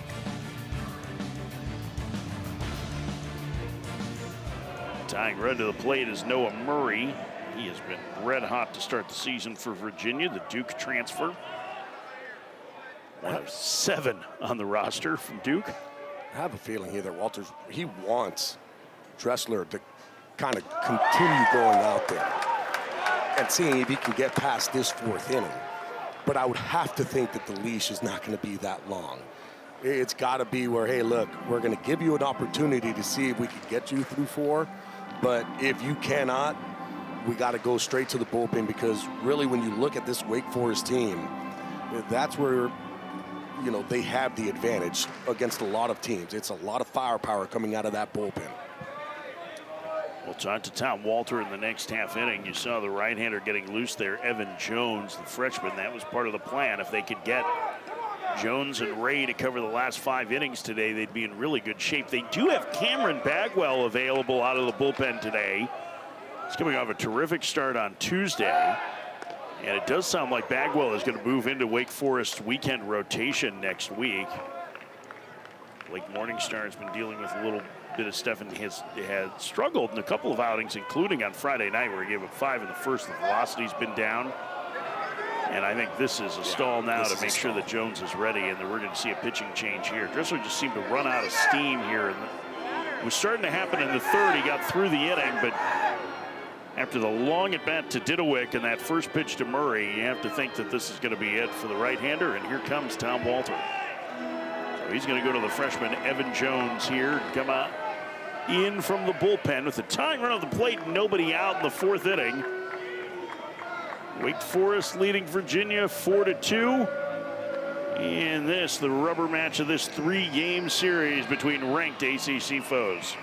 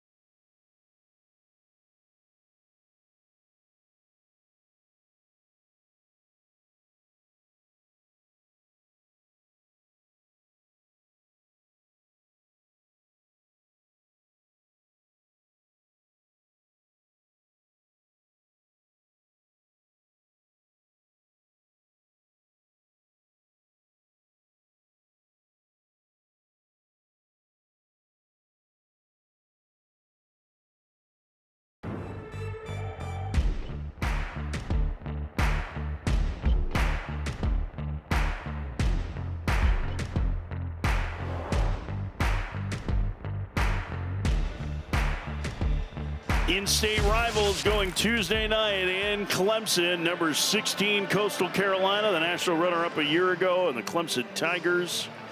It's been a big weekend in the state of South Carolina. Paul Mainieri being let go as the head coach at South Carolina. That'll be a great matchup. We'll be at Clemson Thursday and Friday for the Miami series. Do you think that Karl Ravech and Kyle Peterson will leave us any gifts in the broadcast? But do you think we can put in requests? You could try, but I don't think. I've always wanted a Rolex. I mean, they're going to bring in the high-priced talent. We might as well ask big, right? Why not? And you see Troy Dressler, his first start. 3 innings of work, 6 strikeouts, responsible for the man at first with nobody out. First pitch from Evan Jones to Noah Murray is 97. It's 1-1. We were looking at Evan Jones's numbers, Gabby. How would you describe them? Filthy. There's no. He's got a 56% strikeout rate, which is in the 100th percentile. Like, he's in the top. And then you kind of look at batting average allowed. He's only given up 100 batting average. It's a slider, fastball, curveball, cutter with the sinker. You're talking about 96 to 98 with that fastball, and he loves utilizing that slider about 45% of the time.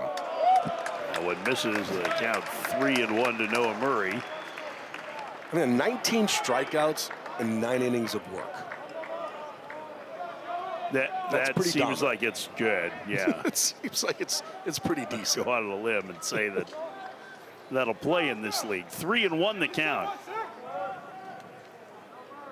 The pitch to Murray, outside, ball 4. So a walk for Jones, just the 3rd that he's issued this season, and now the tying runs are aboard with nobody out in the 4th inning. And here's Kyle Johnson. Yeah, that's the thing with Jones, too, is that he typically does not walk anybody. Coming into this ballgame, he only had 2 walks in those 9 innings of work. The opponent's hitting 100 against him.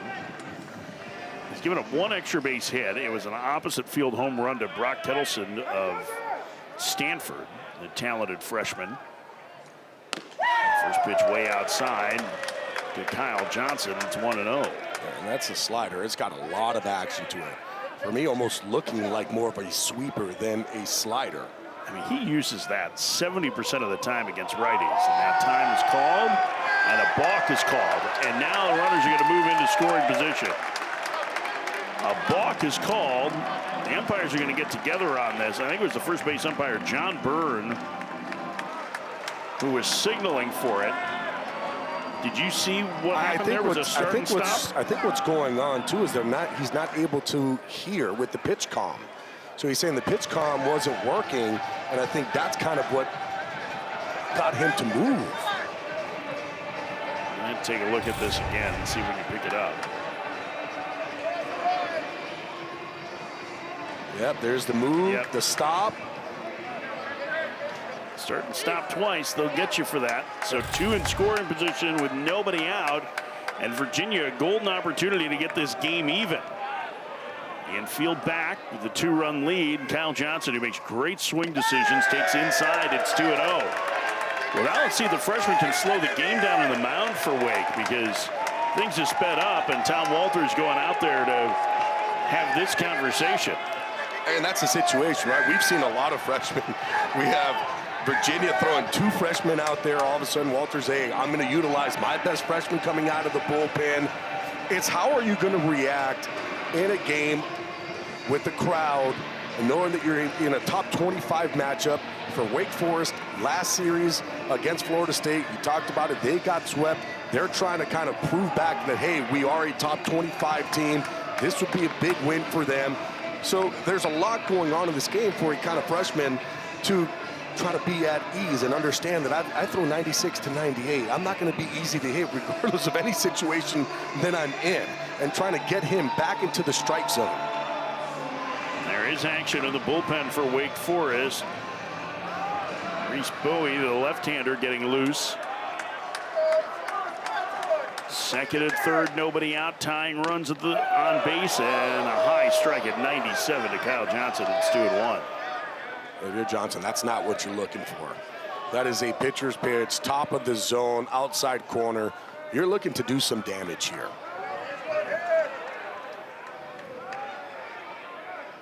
Here's the 2-1.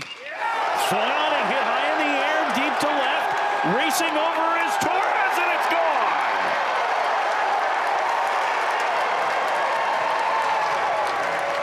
Kyle Johnson, with his third of the year, has given Virginia a 5-4 lead in the fourth.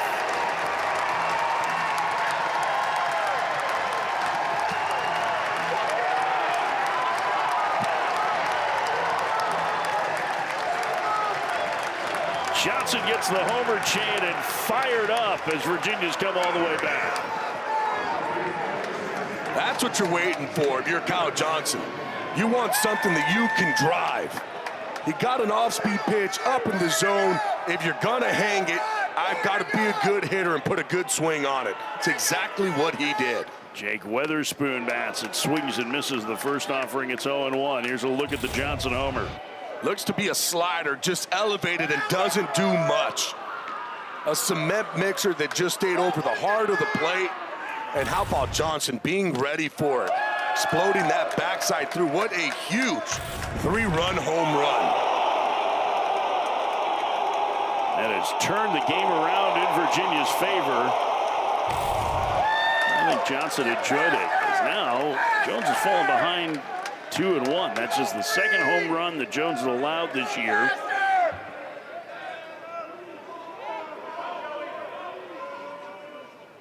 And the pitch. That misses, and they count 3-1 now. He's not missing by much. He's just pulling those balls just a little bit too much off that outside corner. The 3-1. A strike. That one was a lot. Yeah, that one's a lot better there. All the other ones almost seem that they have that little cut to it as he's going to that outside corner and just breaking off, breaking off. That one looked like it was a lot easier and more free on the mound. Still coming out at 97, 98 miles an hour. Swinging a bouncer to the right side. That'll get through. A base hit for Weatherspoon. Good two-strike hitting. Keeps the rally going. Still nobody out in the Virginia fourth. And here's Griffin Ennis, the freshman. Oh, Weatherspoon's second hit. Kind of utilizing what the defense is giving you. Letting that ball get deep and just hitting a routine ground ball to second base. They were playing for Poole. Everybody kind of up the middle. Everybody playing on the Poole side on the left part of the infield. Able to squeak a ball through the infield there for a hit. Ennis, who started again yesterday, the freshman from Mississippi, takes a ball high. It's 1-0. Right now, that slider, too, it's not giving him that action that he wants. It's kind of just floating up to the middle. He's staying open on that slider. Kind of like almost what he's doing with that fastball and just pulling it across. The 1-0. Swing and a miss. Challenge with a high fastball. It's 1-1.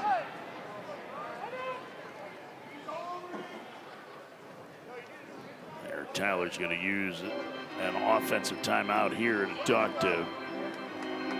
And they're having problems with that pitch comp, too. So is Wake Forest. Jones trying to get some new technology. He's been struggling with it the whole entire time. I'm surprised that they didn't change it the last time that they went out there. Like, hey, this one's not working really well. A little uncomfortable on the mound. Give me something here to put me at ease a little bit more. I have to think it was one of those things where he said he was fine, and probably was. I mean, he's a freshman too. Doesn't want to. Yeah, doesn't want to rock the boat. Ruffle the feathers, rock the boat. 1-1 the count to Ennis. The pitch. He squares the bunt and bunts it up along first. Oh, boy. That's a fair ball. The throw into the back of the runner. And he's going to be called out. He was running on the baseline. Chris Pollard wants them to review. I don't believe that this play is reviewable. Pollard really hot about that call. I think they're going to come together. Can they review this? So I think what they're going to be looking at is, was he in between the two lines, which is where he can be, or did he deviate to the line, because you have to be in between the two lines that are going up that box.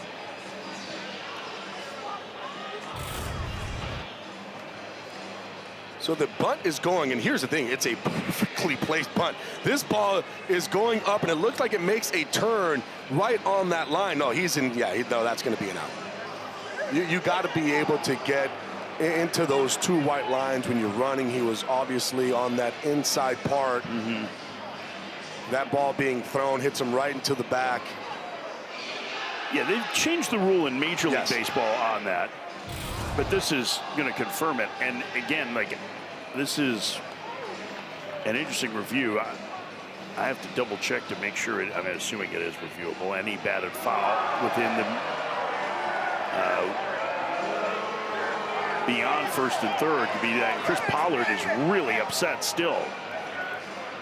I think what Chris Pollard is trying to say is that, you know, he established his line going to first base, but you got to be able to get yourself into the lines as it's starting. You cannot stay in fair territory as you're running.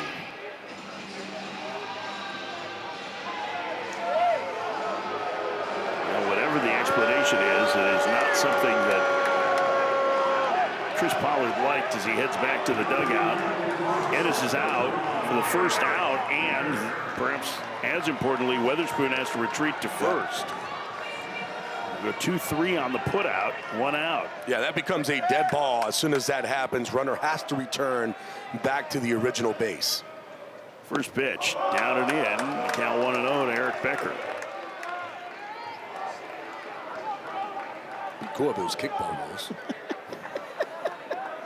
You're out. I would not trust you in a game That would like hurt. that where you were throwing at people. That would hurt. 1-0. Ripped into a right field, a base hit for Becker. That one will go all the way to the wall. And now Weatherspoon being waved around third. He's going to come home, and Becker has a head-first slide into third with a triple. It's 6-4 Virginia. That ball just kept trickling and trickling all the way to the wall, Gabby. Oh, that ball was hit hard by Becker. I mean, there was no movement by Lewis at first base because he couldn't. This ball was hit so hard. And it just kept going like you said. Imagine, they're playing too. In right field, they're playing basically almost in that right center field gap. So there's a lot of room out there in right. They're not expecting somebody to pull 97, 98 miles an hour like Becker was able to do there. And now down a pair with 1 out. Wake will bring the infield in. The first pitch inside to A.J. Gracia. It's 1-0. Boy, things have unraveled quickly on Wake Forest. You had a 3-0 lead in the third. They tacked on a run in the fourth. But a 4-run inning here has given Virginia the lead. And now the infield in with one of the best hitters in the country at the plate in Gracia. The pitch. On the ground, diving, stopped by Lewis. He looks the runner back and takes it to the bag, 2 outs. Excellent play, and he did not look like he had a handle on that ball all that well either. No, that's a great play by Lewis at first base. Not only that, too, watch his eyes as he's making this play. He dives, it's a full extension play. The first thing he does, I'm looking at the runner, and I'm making sure that Becker is not going to try going home. Since they were playing infield in, usually you'll tell your runners at third with 1 out, ground ball straight to the floor, we're going unless I tell you no. And in that situation, they probably said, let's not go, let's see it through because of where you are in the lineup. Sam Harris gets the intentional walk.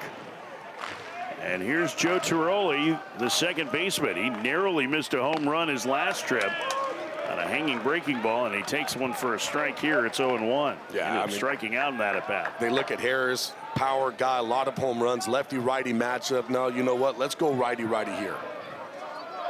The 0-1. Swing and a miss. Another good breaking ball. It's 0-2. Yeah, the way Harris mashes righties, you totally understand this. This matchup makes sense, even with the threat of the 3-run homer. The pitch, the runner goes, bounce to the left side and through, a base hit. A run will score. Harris running in the face of Torres goes to third. A 2-out, 2-strike RBI single for Joe Giroli, and it's a 5-run inning for Virginia. They lead 7-4. Well, we talked about it on the onset. It's going to be really good hitting versus really good pitching. And right now, the hitters are winning, and they're hitting the mistakes. This is another mistake pitch. It's another slider that just doesn't do what Jones wants it to do. It backs up on him, and because it backs up, Giroli's able to stay through it, drive it into that 5-6 hole, get himself an RBI. And because Harris was moving on the pitch, they got a shot. Yeah, we got a violation, hitter's violation. Harrison Didowick called for a strike for not being in the box and ready at the right time. It's 0-1. Didowick started this inning with a walk. He's the 10th man to bat in the frame as he swings and misses 97. It's 0-2. I'm surprised that they didn't just continue with that fastball against Giroli, but you know what? Great job by him to hit a mistake pitch. The 0-2 popped up right side. It's the second baseman Schaff who makes the play, and the inning is over. Kyle Johnson, though, gives Virginia the lead in a 5-run fourth. Hammering that hanging breaking ball. It's 7-4 Virginia.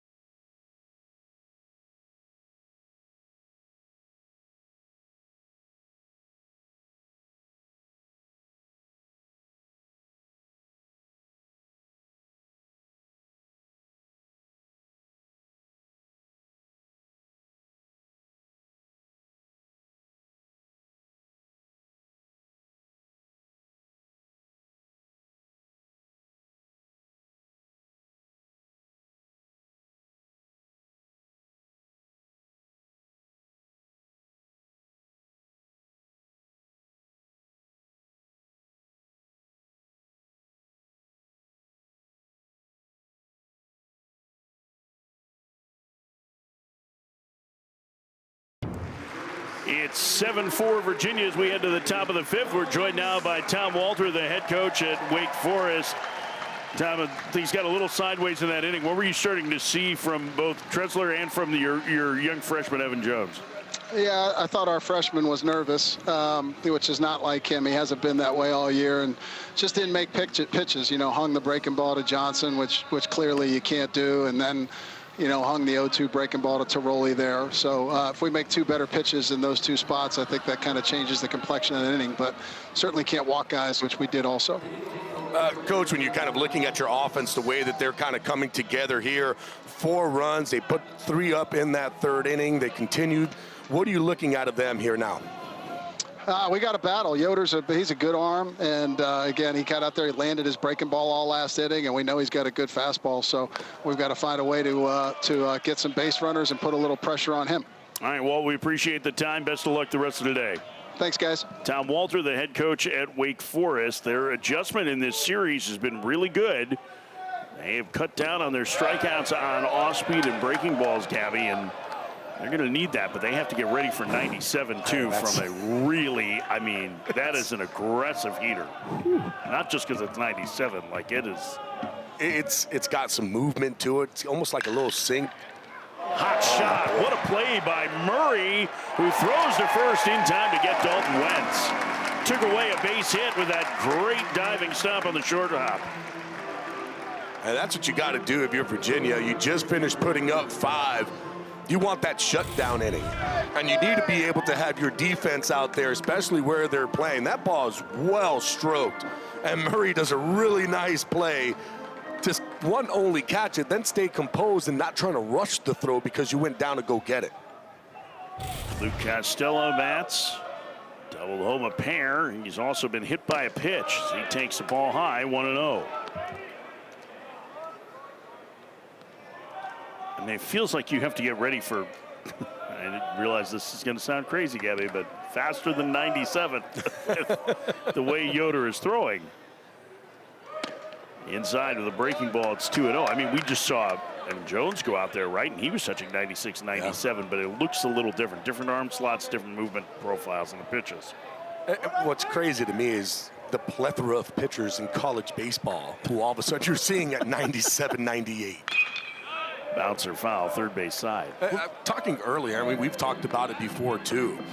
With the cutting down of the rounds in Major League Baseball to 20, all of a sudden you're having a lot more kids, especially high school kids, making their way to college. And also you have your NIL money, where some of these players are saying, you know what, I would rather just get my NIL money. Costello to left, and there's Didowick for out number 2.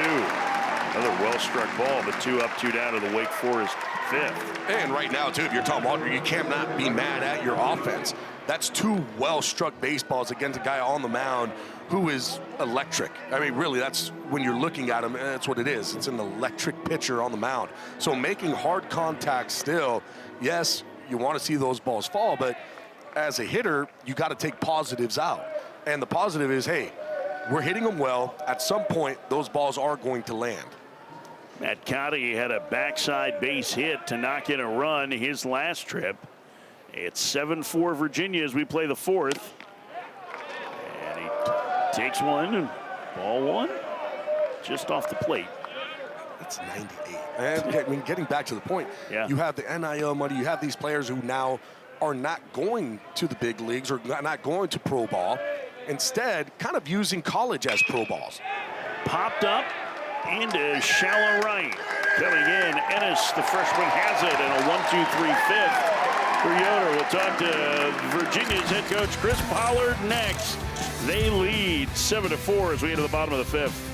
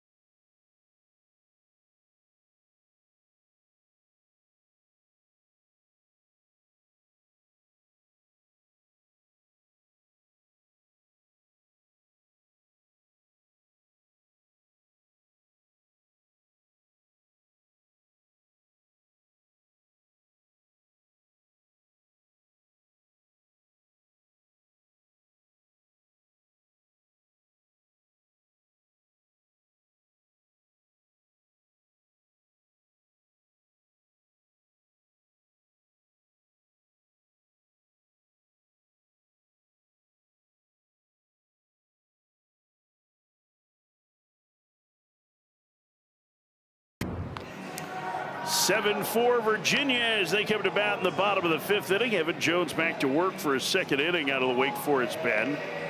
Virginia with a 5 spot in the 4th inning to take the lead in this game for the first time. And due up for the Who's, Noah Murray, Kyle Johnson, Jake Weatherspoon scheduled to hit. And you know what? Like, I kind of like this for Jones.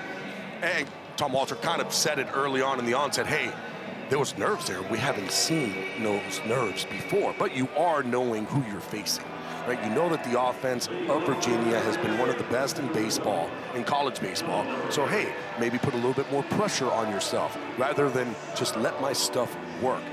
Being able to battle out of these kind of situations, that's going to help him grow as the season continues. Noah Murray was the first batter that Jones faced in the last half inning. He drew a walk, and now he takes a strike at 96. It's 0-1.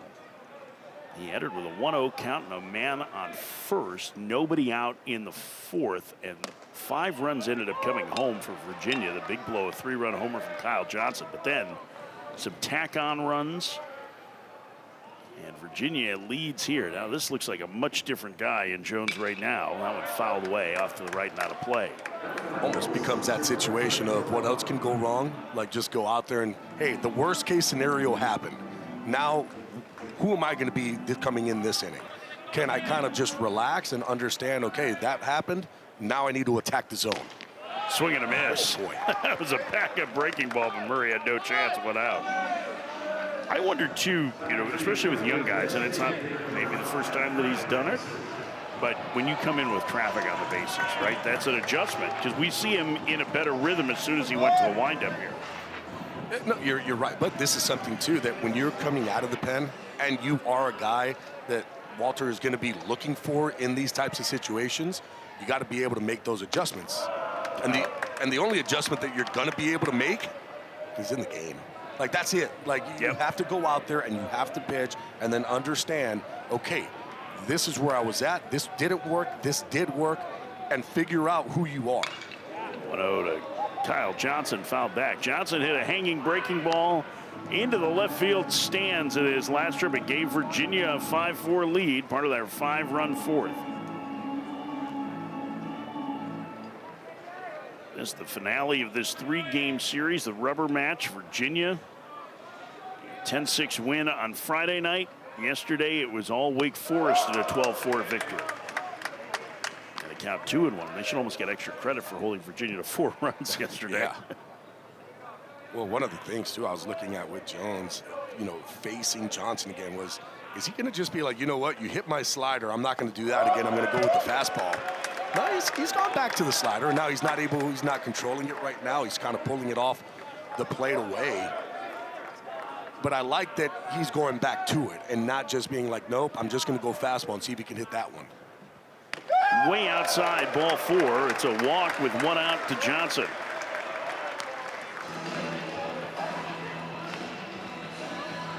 That'll bring up Jake Weatherspoon, who singled and scored in the 4th.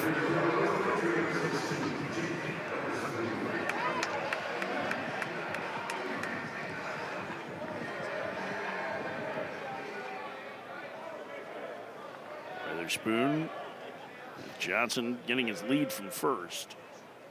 And a foul to plate. Foul tip into the glove of the catcher. Conti, it's 0-1. Virginia opened the season unranked. Their play early in the year had them climb the polls very, very quickly. Up to 9th in the D1 baseball poll. Wake Forest has been in and out already. You know what's interesting to me? Sure. You have a pitcher on the mound in Jones who's throwing 97, 98 miles an hour, but they're playing him still for the pool, right? So even in this situation, that's a lot of space to that right side. And what I have seen is that Virginia has done a good job of driving the ball the other way. And I'm surprised that they haven't kind of made the adjustment there.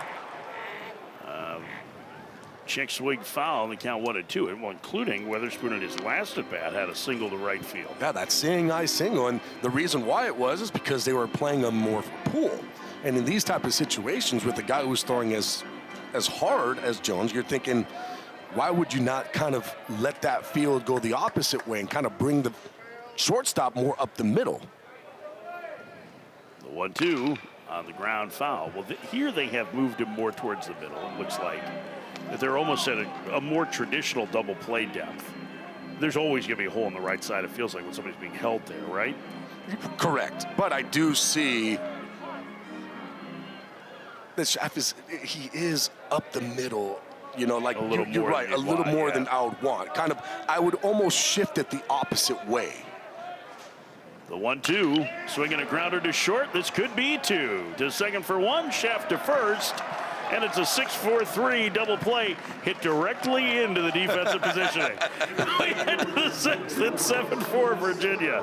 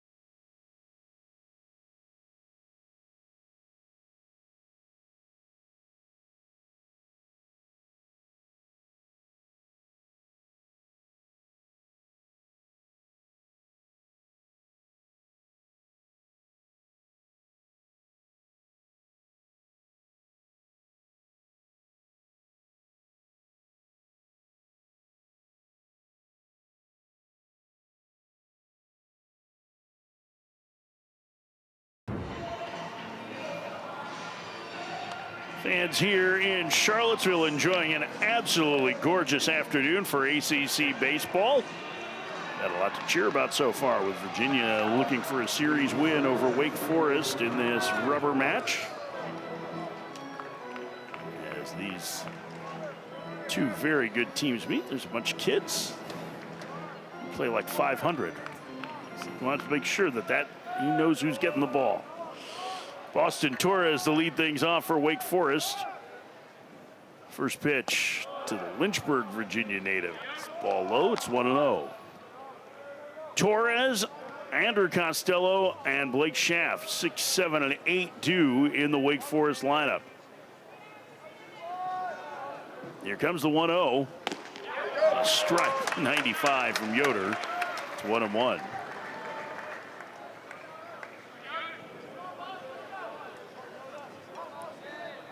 Expect Yoder to go a couple of innings today. They have not used Lucas Hartman this weekend. Slap foul. Count 1-1. And Virginia's also not had to use their closer, Tyler Kappa. So starting to get to a point where if they get 3 more outs from Yoder, they probably are in a pretty good position bullpen-wise to go to their A guys. Breaking ball outside, 2-2. I'll say the first inning plus we saw of Yoder sure looked like a guy. It's definitely impressive. And you're right. I mean, 2 innings is basically the max that he's thrown so far this season. Looking at the pitches, about 43 pitches would be his max. Good job by Torres to stay alive there on a good breaking ball. I feel like it all depends, too, on, Pollard. If he sees that Yoder is out there and, he's around the zone, he's attacking the zone, you look at the pitch count at 19, he might get an extra inning if you're able to kind of make that happen. 2-2. Down low, and the count is full. The other thing, too, they'll look at velocity. Like, did the velocity drop? Is it now all of a sudden, it was 97, 98? Does it drop to 94 the longer that he's out there? Here comes the payoff to Torres. Chopper to the right side, charging Murray. The third baseman has it, throws to first. And leadoff man gone, so the shift pays off there. Out number 1 for Andrew Costello. So Andrew Costello is a cool story. I don't know if you know this one, Gabby. He was a perfect game All-American last summer as a catcher, playing the outfield here at Wake now. He will be a catcher. He's the younger brother of Luke Costello, their cleanup hitter. But Andrew Costello graduated early and enrolled in Wake Forest at the semester. And he swings and skies that one to center field, getting turned around as Gracia, and he will make the catch for out number 2. Next weekend's featured baseball series, 19th ranked Clemson playing host to Miami, starting Thursday and Friday on ACC Network. Coverage of the series finale on ACC Network Extra. All 3 games are on the ESPN app, so you can watch anywhere. Gabby and I will be there Thursday and Friday, which means that you should hide all of the barbecue in the Low Country, because we are all over it. I can't wait. I guess that's not technically the Low Country at Clemson, but still, it's cuisine adjacent. First pitch to Blake Schaff, a strike, 0-1. Wouldn't be the first time I drive 2 hours to get barbecue after getting off of a plane.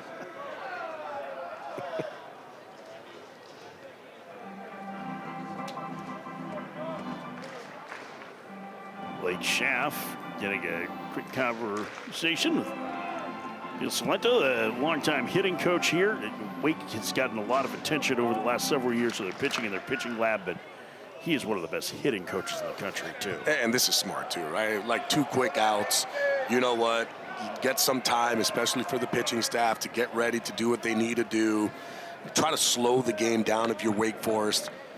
For me, that was a great kind of batter's timeout of, let's not let this game get away from us too quickly here.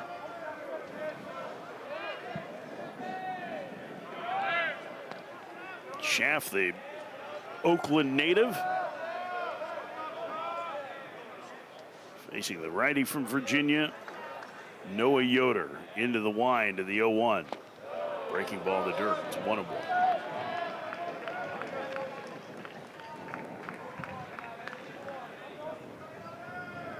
Wake had a 3-0 lead. They were up 4-2 going to the fourth when Virginia took control of this game. Yoder has set down all 7 that he's faced to this point. Falls behind 2-1. Good take there by Schaff. It's amazing how the timeouts the last 2 days have just slowed things down for Wake's hitters. Saw it happen yesterday in the midst of their big 8-run rally, but this at-bat looks a lot different from the first swing by Schaff, and he drives that one to right. Ennis going back, won't get it, and one hops up against the fence. Schaff digging for second, and a 2-out double for the number 8 hitter. What a swing there by Schaff, my goodness. Staying through that ball, driving it to right field. Just a short, compact swing. This is a 96-mile-an-hour fastball, just drops the head on it, gets himself into scoring position, but you're right? You call the timeout, you kind of change the momentum of that at-bat, the rhythm of that at-bat. Schaff took advantage of it. Waited for his pitch and drove it. Stein a double to right to knock in a run his last trip. He's had a good series. He swung the bat very well as he takes inside 1-0. I very lazily thought of J.D. Stein like Merrick Houston as a freshman. The only thing that they have in common really is that they were freshmen playing shortstop and playing well defensively. Right. I think 1-1. Didn't Merrick Houston hit like his first home run in a regional game or a super regional? No, he had a couple before that, but he did hit a grand slam. Grand Slam. Supers, we were there. That was against Alabama. But the power numbers didn't happen until later. No, he was hitting low 200s, hitting in the high 100s for a good chunk of the year, but he had excellent swing decisions, and that seems to be the case with Stein, too. Really just not a guy that chases very much. He doesn't have a ton of power. 1-2. On the ground to short. Becker has it. He will throw to first, inning over. Yoder pitches around the 2-out double. We head to the bottom of the 6th. A.J. Gracia due up for Virginia. We'll talk about their best player next.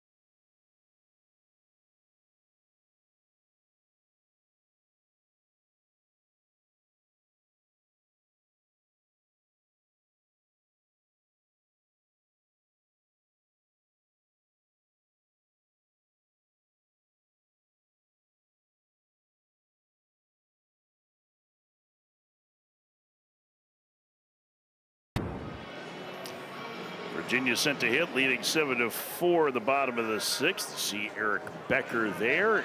A.J. Gracia due after him. They do have second and third in the inning. And here coming into the year, according to Kyler McDaniel, 4 of the top 25 players in the country for the upcoming draft reside in the ACC. I have a feeling that Von Lackey will go higher than 21st based on the season he's had. That was preseason, correct? Yes. I guarantee you in season, he has made his way up the draft boards. There's A.J. Gracia, who has done nothing to take away his top 15 pick status. Down low, 1-1. I think Becker's the really interesting one because Gracia, I think everybody is convinced based on his approach and his swing, and we talked a little bit about it, just how simple his operation is. As Ennis behind 1-2. But he is a guy that it feels like pros are really convicted on. Becker is the one who's super interesting to me because he is much more aggressive than most of the hitters that go early, especially guys who are like 6'2", 6'3". But he also is such a good, solid defender at short that you can see a route for him, maybe given a little bit more grace with the approach. I mean, the walk rate's right around 5% for the season for Becker.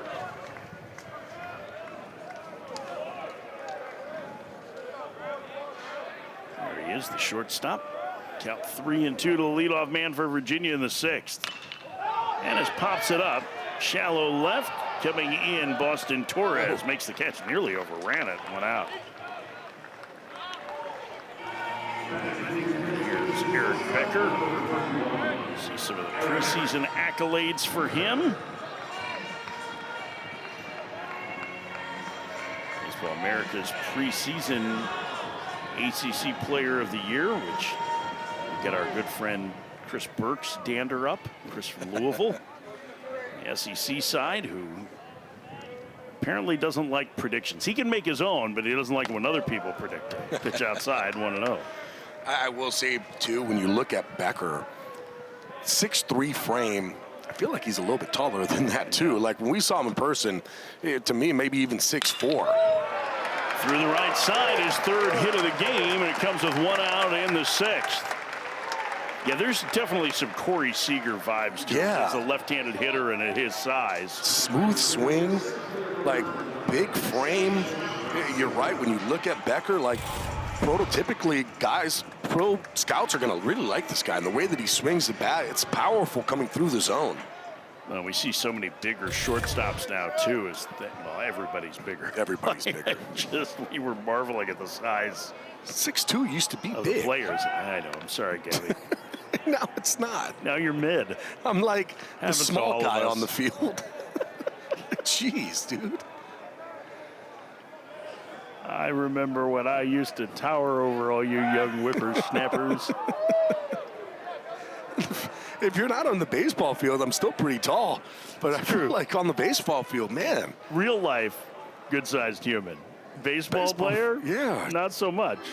It's crazy. Couple picks to first, and with action in the bullpen. Lefty Bowie getting loose, and you wonder if he's going to end up facing Gracia here. That's Bowie. And you get a look at A.J. Gracia. He got off to a really slow start results-wise last year, but we were talking to Chris Pollard early in the season and him saying, man, he is hitting the ball. Like, we don't want him to change anything. Right. All of the data was super positive. He just hadn't had the results. And the second half of the year, he went off. I mean, that's why the average was only 293. He certainly didn't swing the bat all year like a guy that hit under 300. He's so still at the plate. And throw to first, the runner back. Stall tactics here. And that's 3 pickoffs without a pitch. And now Tom Walter's going to come out and make a pitching change. I don't know that the Virginia fans were all that enthused by the decision to try and wait this out. But Bowie is ready in the pen. And lefty's going to come in to face the lefty Gracia, it looks like. Tom Walter with a smile on his face talking to Jones. Always appreciated his demeanor as a coach. You can tell he's unbelievably supportive.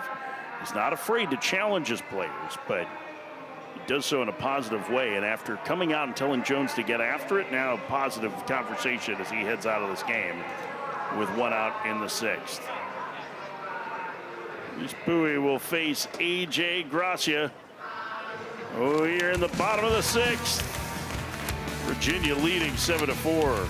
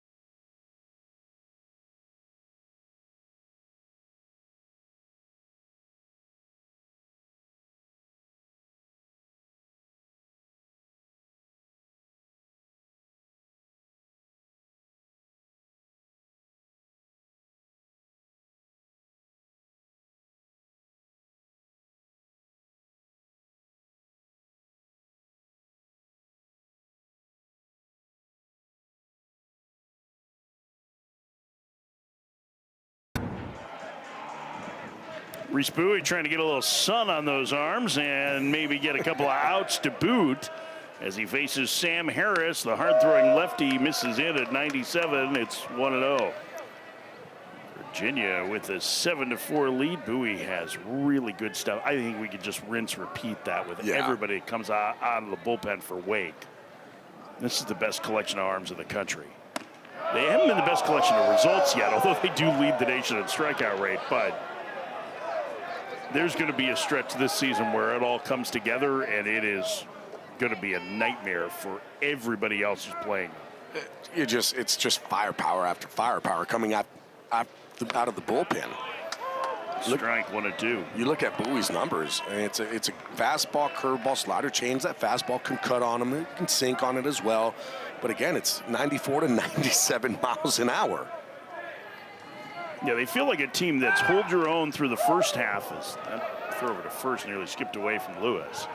First half of ACC play, they're going to get their rotation more settled, get Blake Morningstar right, and then all of a sudden you're going to start talking about a Morningstar, Bagwell, Lavonis rotation on the weekends, and that's going to look pretty good.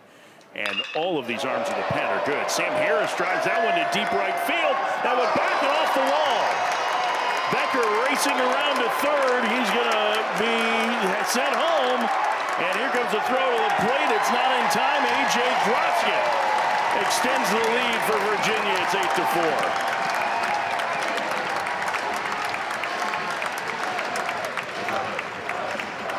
A.J. Gracia continues to deliver on base for his second time, first hit of the game, and he extends the Virginia lead. I tell you what, I don't know what Becker was doing there in that situation, because this ball is hit really well by Gracia, and Becker kind of just stops. He's in the middle, and you're supposed to kind of keep running, keep going, get yourself to second. He didn't. He was able to run, but I tell you this, again, this is the second time that we've seen it with Wake, not hitting the cutoff man, and because of that, Virginia takes advantage and is able to score. Now here is Sam Harris against the lefty Bowie, and Harris has struggled in his career against left-handed pitching. He is not being used as a platoon player anymore, so it's some good opportunities for him to try and show that he's a complete offensive player as he takes down and away. It's 2-0. And nothing easier than you're not going to platoon anymore, going out and facing a guy throwing 97 miles an hour from the left side. You see, it's only 28 plate appearances this year against lefties, but there is a stark difference in the production so far. He's ahead in the count, 2-0 here. He takes a strike. At 95, it's 2-1.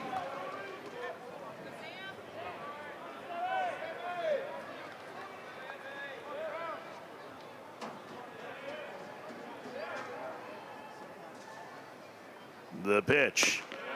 That's a nasty, look like a sinker. Yeah, he's 94. got the sinker, he's got the cutter, he's got the four-seam fastball. That's where it makes it really tough, because he's still throwing it at 95, 97 miles an hour, all of those pitches. 2-2. Fouled away. Got a piece of it. There are a lot of different places you can go against Harris left on left. Anything away or anything up, you can either get chase or swing and miss in the strike zone. That's what he's trying to work on as a left-handed hitter, to try and get more productive. The 2-2 takes low and count 3-2. This is a pretty quality at bat for him. Yeah, and what I'm seeing too, and usually you don't see this with lefties facing lefties, is that he's not opening up that front hip. So he is trying to stay close, which in part goes to tell you, hey, with the numbers, this is where they're trying to get you. They're trying to work themselves away, so you got to stay on them. Outside, ball 4. He draws a walk. Got her Pitt's head's falling off. You okay? I just got a little scared. What, did something fall? Yeah, this thing over here. I don't even know what it is. You all right? It's broken now. What is this? I don't know. I wouldn't touch that. That doesn't look like it's in your purview. I didn't even know what that is. Second one out, 8-4 Virginia. Gabby's okay. That's a wild pitch, and it moves runners to second and third. Is that a wild pitch or a hit by Well, pitch? Tiroli stayed there. Now they're saying it's a hit by pitch. I thought it was hit by pitch at first, but Tiroli clearly wanted to hit. So a double, a walk, and a hit by pitch have loaded the bases for Harrison Didowick.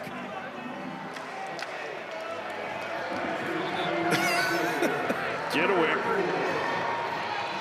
0 for 2 with a walk and a run scored today, and a chance to break things wide open for Virginia here in the 6th. They lead 8-4. Yeah, and if you're Wake right now, you got to be able to turn a double play here. You got to do anything possible. It's not going to be easy too, because Didowick, he can run, but you got to try to keep this game right where it's at. First pitch misses low, ball 1. And I mean, I'll tell you what, this Virginia, the at bats that we've been seeing, especially when you're seeing lefties go up against lefties, and a lefty who's throwing 95, 97, really impressive on the Virginia side. The 1-0. Tried to check. He held up. It's 2-0 to Didowick.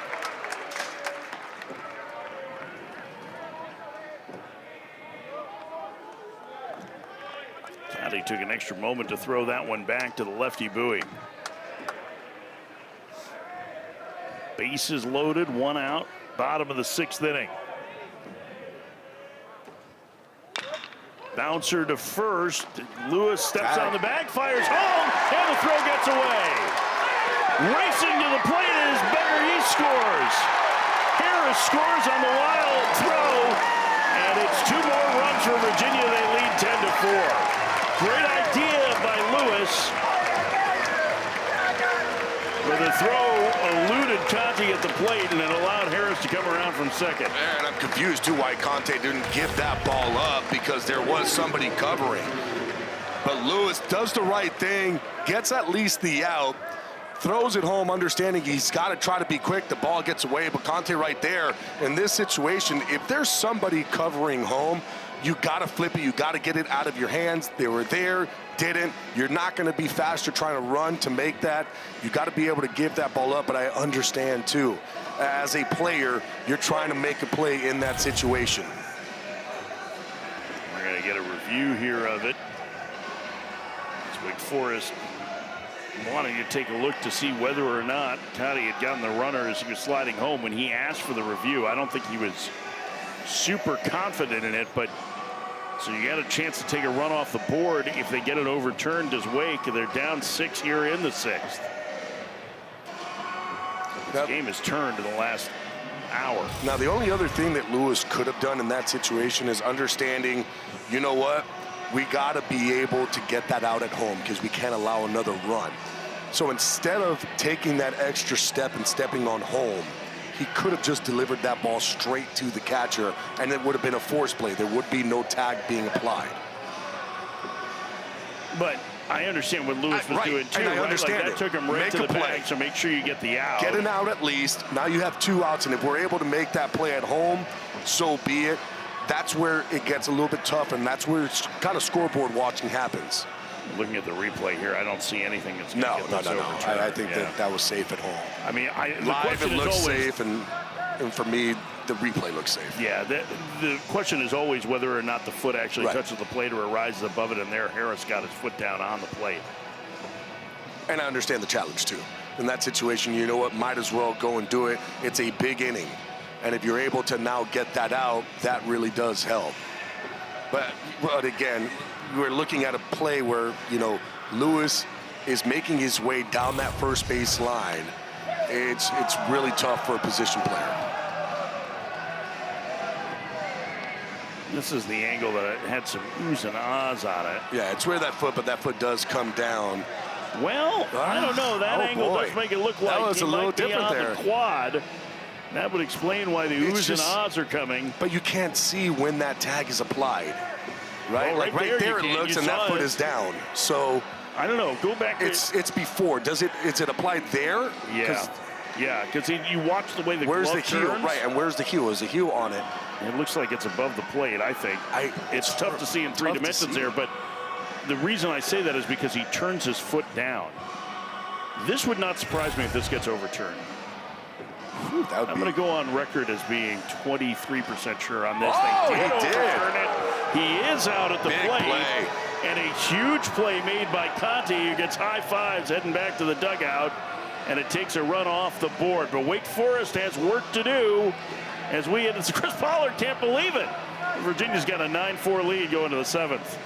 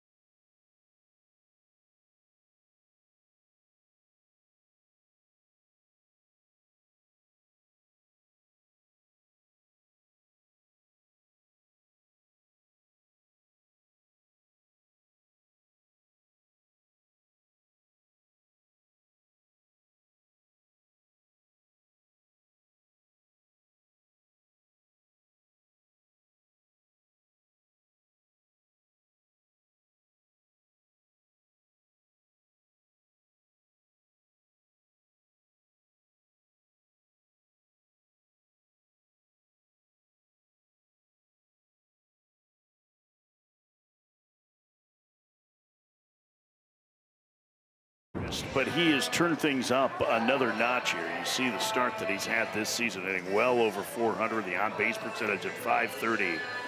Leadoff man for Wake Forest, them trailing by 5, starts the 7th, but he's made some changes this year that have helped lead to this. It's making adjustments, right? And as hitters, you constantly want to make adjustments. Now, the one to the left, that was last year, and that was later in the season. His hands were actually a lot lower, so he was making adjustments as the season went on. But you can see where that bat is, and it's more flat. But it is at a higher angle, and that bat does come up, and he's able to get through the zone. Now, this year worked a lot on, hey, I need to give myself a better angle to be able to get to that baseball. So that bat is going to be a little bit more up and down. What that does is it frees himself up to get through the zone. So he's a lot freer going through the zone. What has that done? Well, last year he had 4 home runs.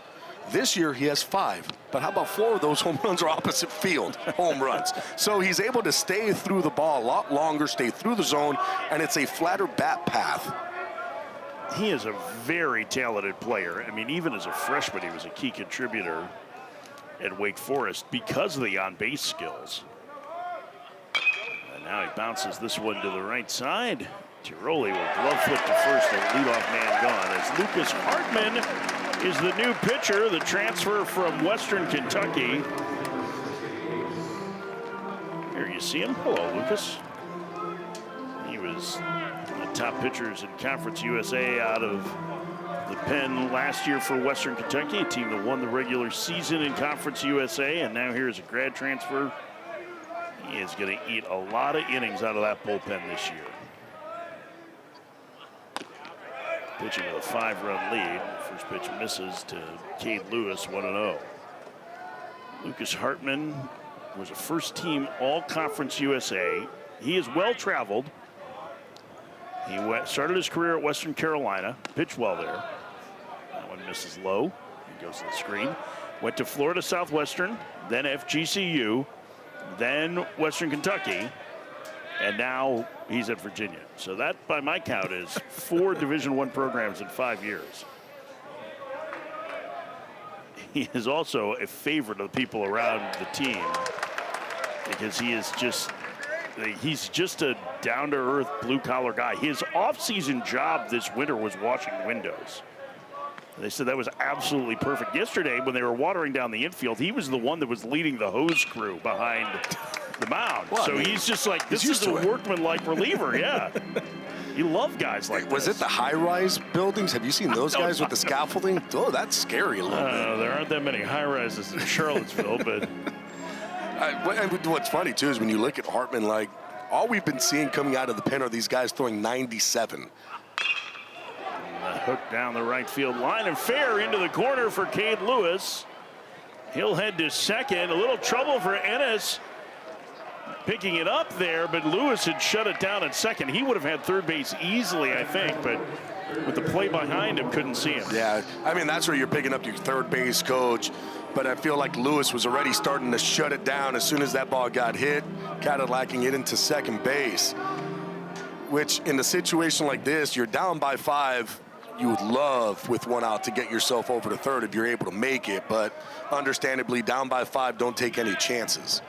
But getting back to Hartman, you know, a guy that throws 89, 92 miles an hour with that four-seam fastball.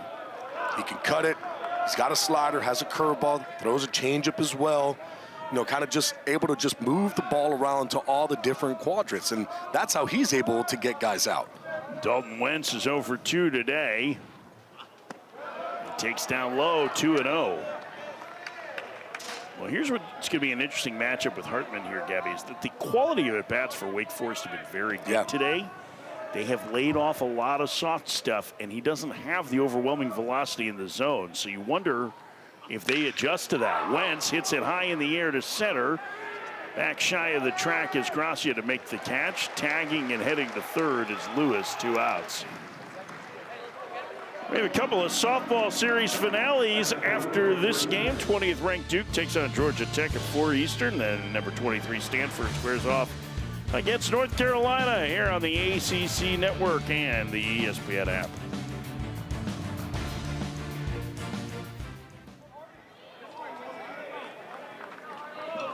Two outs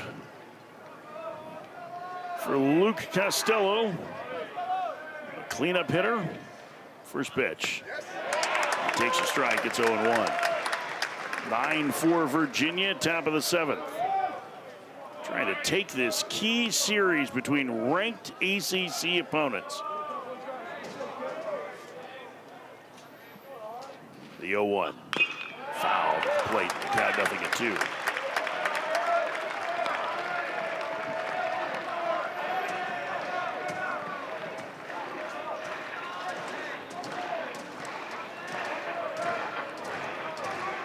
Costello knocked in a pair of runs as part of a 3-run third that gave Wake Forest the lead. And he waits. The 0-2 chopped to third and foul. Murray gloves it and foul ground. We'll do it again. And that's the thing, too, when you look at Wake Forest. You saw it yesterday. They could put 8 runs up real quick in 1 inning. So you look at the score 9-4. They're not out of it. They've got guys up and down the lineup that can swing the bat. Costello leads them in home runs. And they would love to get into one here, make this game a little bit closer. He fouls it out of play off to the right.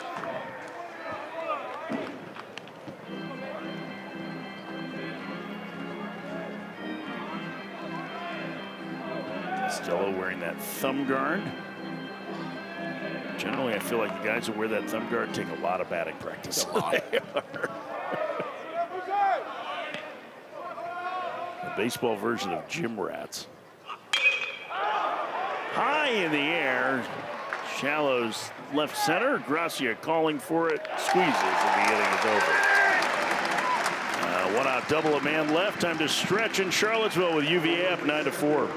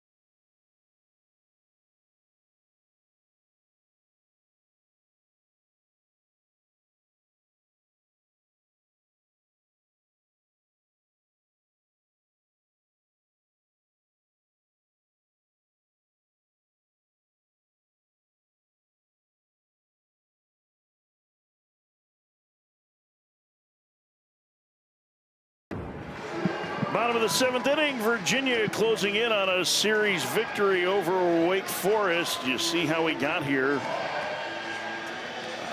5-run 4th inning, the key for Virginia with Kyle Johnson's 3-run homer turning this game around. Noah Yoder, the freshman, setting down 8 of the 9 that he faced out of the Virginia bullpen. Really helped to calm things on the mound for them. Reese Bowie back to work for Wake Forest against Noah Murray. Takes ball 1 outside. 1-0. As we mentioned earlier, there are 7 transfers from Duke that are on this Virginia roster. They took the bulk of the Duke program with them to this coaching staff. That one missed just a bit outside.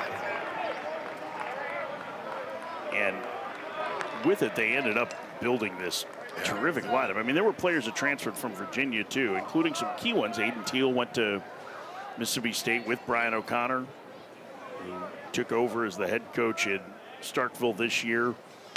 Harry Ford, the local legend here, who went to Tennessee. But for the most part, they kept some of the key guys around, especially on the pitching staff, and then brought in all of these. 7 transfers from Duke. 10 Duke commits that they flipped, including Yoder, who pitched today, and Payon, their starter. And so this is a really talented roster.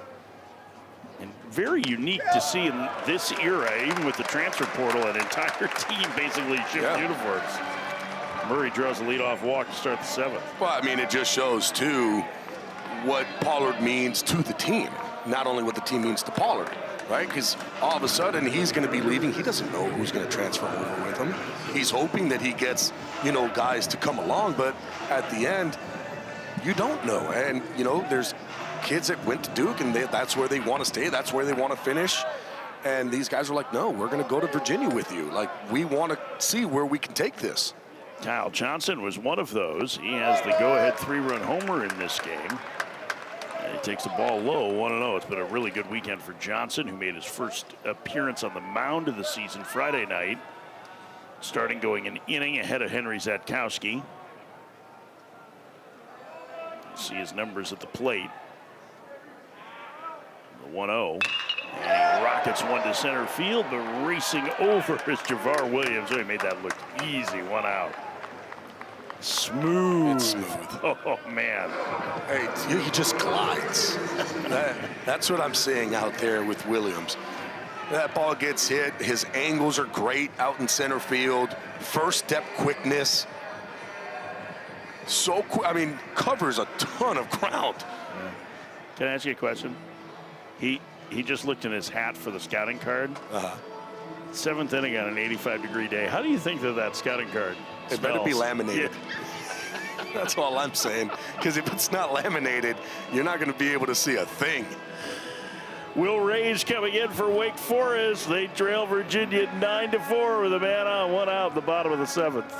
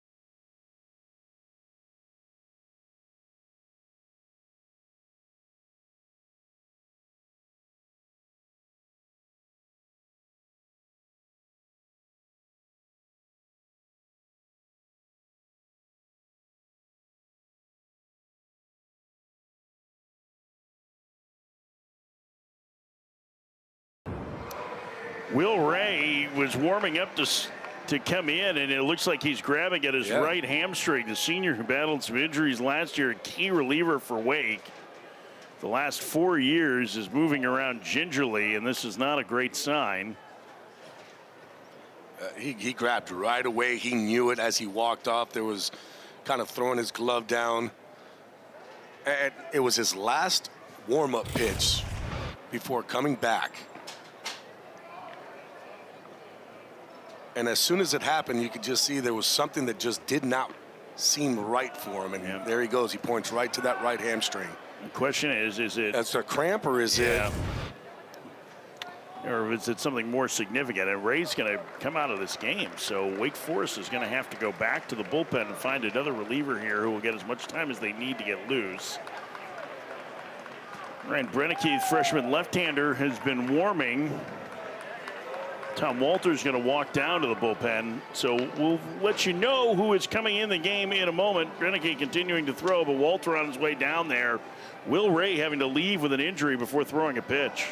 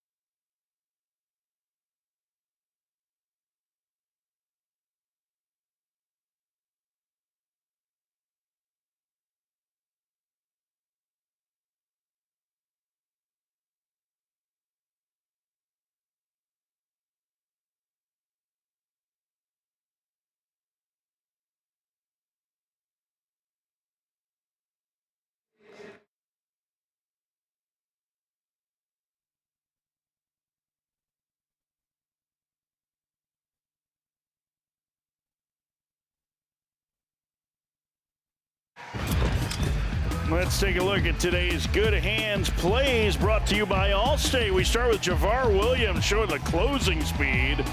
Now that terrific sliding catch. Take away a base hit, and look at this play from Noah Murray on the short hop. Robbing Dalton Wentz of a base hit. Those are our Allstate Good Hands plays for today. There's Javar Williams. Will Ray looked like he suffered a right hamstring issue as he was warming up to come into this game with one out and a man on in the seventh. And so now just waiting for the left-hander Brennike to be ready. Ryan Brennike, the freshman, continuing to toss in the Wake Forest pen. And now he's ready, and he'll probably get a couple on the mound to make sure things feel okay for him, but he gets as much time as he needs to get ready here. Yeah, usually when that kind of happens, you do the majority of your warm-ups out in the bullpen area. Most of the time you'll see guys come up, maybe throw 1 or 2, 3 pitches. But again, a reliever, you're quicker to get ready than a starter. Yeah, it's finally getting in a little bit of shade there. As Brennike looks like he is ready to start his warm-up tosses from Oconomowoc, Wisconsin. He's the top prep player in the state last year. He was originally committed to go to South Carolina. changed his commitment, but he chose Wake over Oklahoma, both Oklahoma and Oklahoma State, Oregon, Alabama. Said he wanted to go south, which is Midwesterner after my own heart, trying to get out of the winters. A lot of fastballs, too. About 78% of the time, you're going to see fastballs, about 91 to 93 from the southpaw. That does have a curveball. Will throw a cutter into lefties, but he does like to throw to that top part of the zone. So the freshman will finish those warm-up tosses. Let's see, Wake Forest has been the hardest throwing team in the nation this year. You see strikeouts per 9. They lead the nation in strikeout percentage.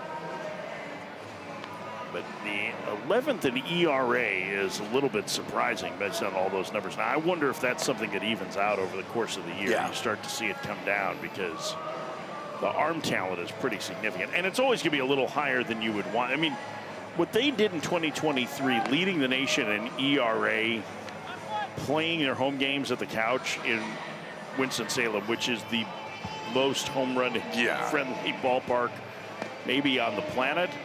It's up there. It's still incredible to me that they were able to do that. And what's crazy, too, is that usually pitchers will kind of look at ballparks and go, I don't know if I want to pitch at the Couch because that's, I mean, you give up home runs, it's going to happen. But, boy, the arm talent that Wake has. Jake Witherspoon takes a strike. It's 0-1. Well, and it has been. I mean, I think they were one of the early adopters on building a pitching lab, right? And I have to think that part of that, now that I think of it, I probably should ask Tom Walter about this. Is that one dumped down the right field line? Slicing, is it going to stay fair? It does. It checks up in fair ground. Racing around to third is Murray on the bloop double for Witherspoon. And Virginia has two in scoring position with one out in the seventh, leading 9-4. But I almost wonder if part of that plan in building the lab was, hey, we need something to entice pitchers to come here. And it worked. Had some good ones, but yeah, it definitely has. It definitely has worked because all of a sudden, and what you see too is how pitchers get better, right? You want to see the transition of pitchers getting better, you know, at wherever they're playing, and then take it on to pro ball. And that is something that Wake Forest has been able to build because of that lab. Guys who came in maybe throwing 88, 89 miles an hour, when they leave are throwing 94, 95. The freshman Griffin Ennis hits and takes the first pitch. It's 1-0. And it's 0 for 3 today, getting a start in right field. Infield in at all four spots. The 5-run game. That one fouled back. It's 1-1. This is the chance for Virginia to put things out of reach. It doesn't look like Ennis is just trying to make contact either. He's taking some healthy swings, which you gotta love. With infield in, for me, although I'm looking more center field. I'm trying to get the ball into the air. Not only can I get a guy in, I can move that runner over to third. A 1-1. He takes in the dirt, gets away from Conti for a second. Count 2-1. I will say Conti's done a great job behind the plate, keeping the ball in front of him. There's been a couple tough blocks that he's kept the ball in front of him and has not allowed the runners to move the extra 90. 2-1 the count.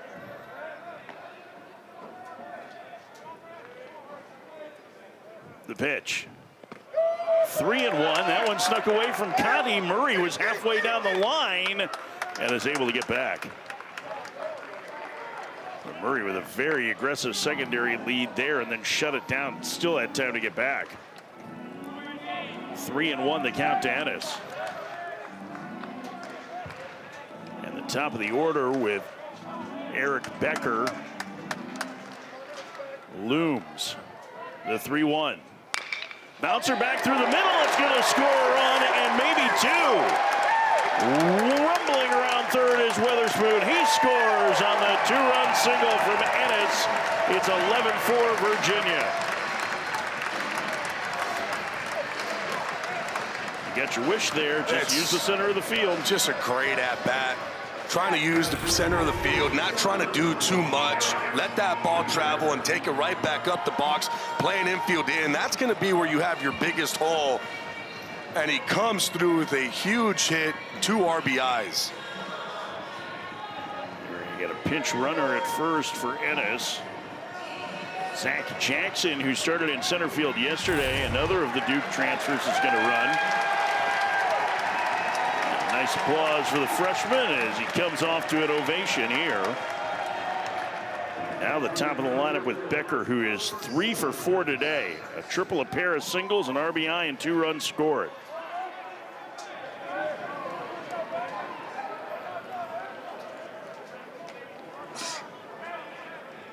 The first pitch. Becker takes in the dirt. It's 1-0.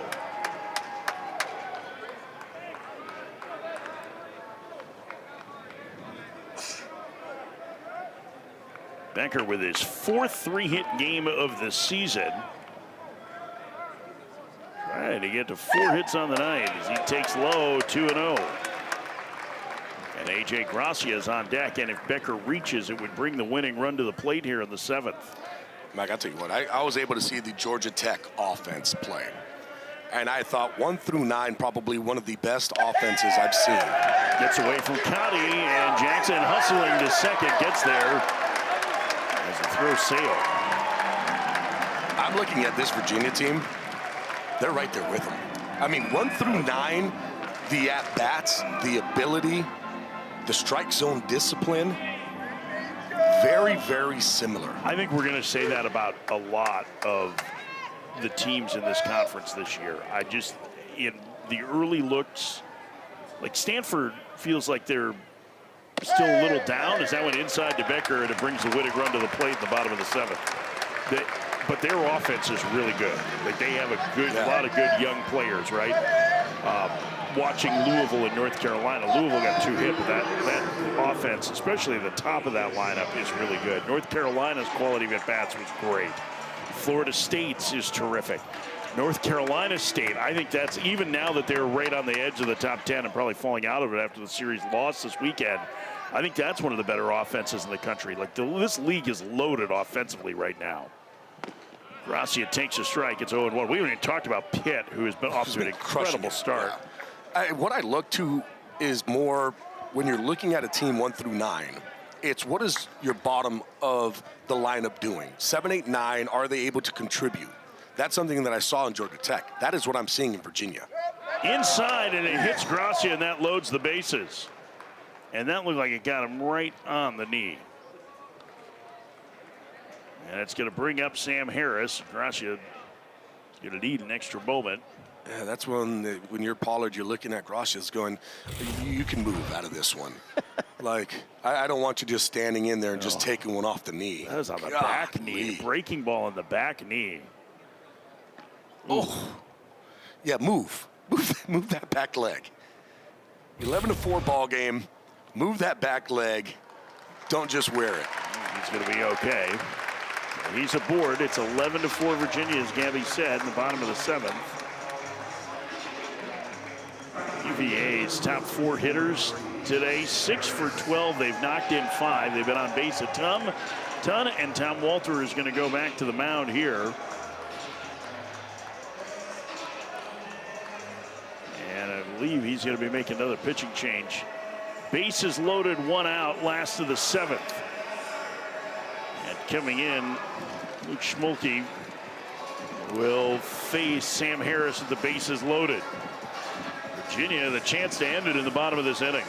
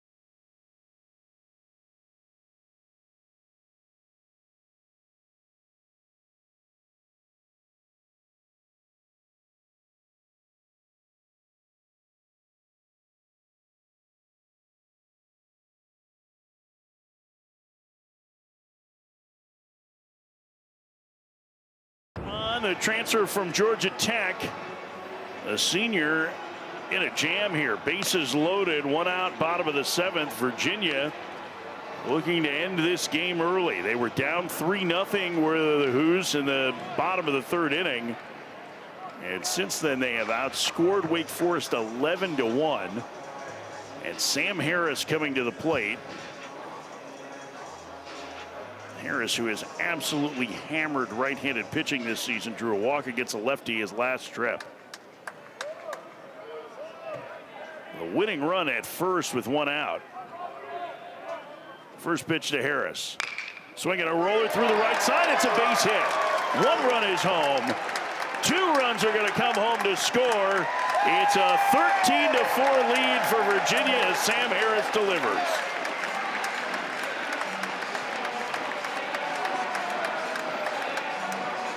A.J. Gracia stopping at second. And for Sam Harris, I mean, just doing what he's been doing all season long, just being aggressive, first at bat, stays on that pitch, drives it in that 3-4 hole, and all of a sudden Virginia is a hit and a run away from closing this game out. Joe Toroli is single and hit by a pitch in 4 trips, and he pops it up into shallow right. Coming in and making the catch is the right fielder Costello for out number 2.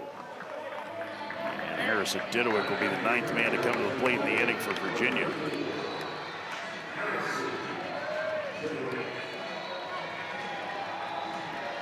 Didowick today scored a run and knocked one in with a ground out. Base hit here, as Gabby said, could end the game early.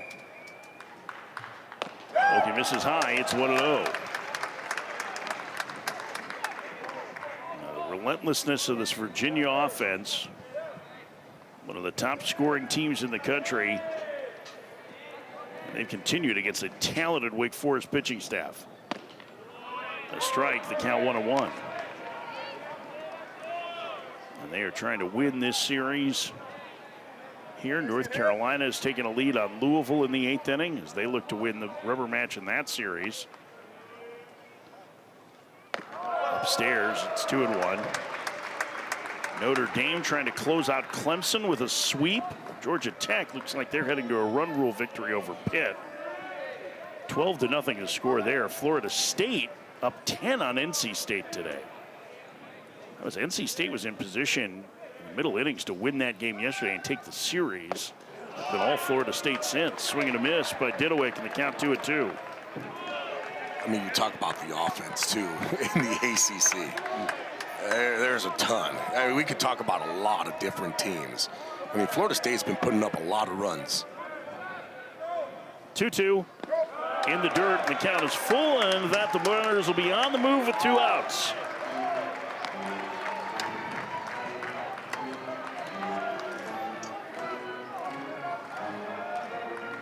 Virginia 2 in the 3rd, 5 in the 4th, 2 in the 6th, 4 more here in the 7th, still batting. And the 3-2. Didowick takes ball 4 low. Appeal to 3rd, no swing, and now the winning run is at 3rd for Noah Murray with 2 outs. Murray walked and scored to start this inning.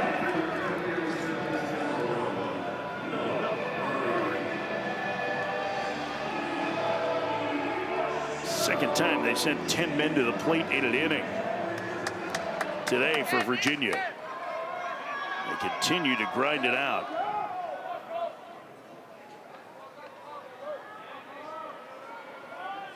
First pitch. Murray swings and misses. That was a really good top to bottom breaking ball, 0-1. Seen a lot. Good changeup too. It's a very good curveball. Throws about 41% of the time. Throws the change about 22% of the time. It's a lot of off speed. Fastball about 89, 90 miles an hour. A strike. The count 0-2 to Murray. If you're looking for softball, number 25 Duke and Georgia Tech. It started on the ESPN app. Kelsey Casper and Ken Osterman there for that. We will join them as soon as this game is over. The 0-2. Swing and a miss. Murray down on strikes, and the inning is over. Virginia sends 10 to the plate. They score 4 more. We head to the 8th. It's 13-4 Virginia.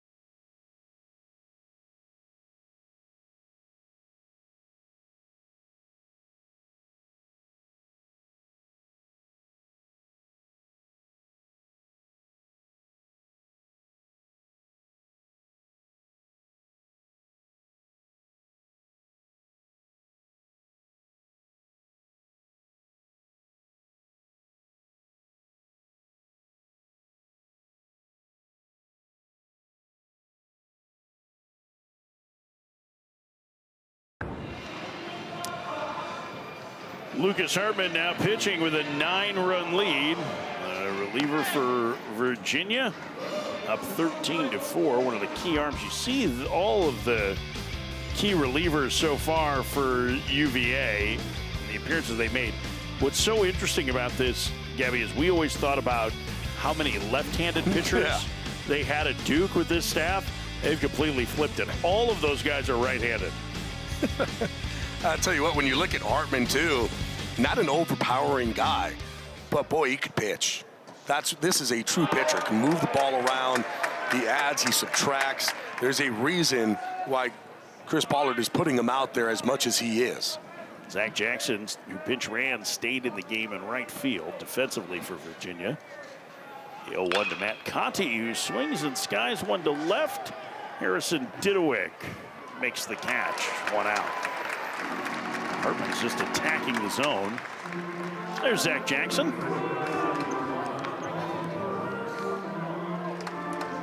Yeah, there's one out. It smelled good. It's Boston Torres. 0 for 3 today. A Wake Forest left fielder.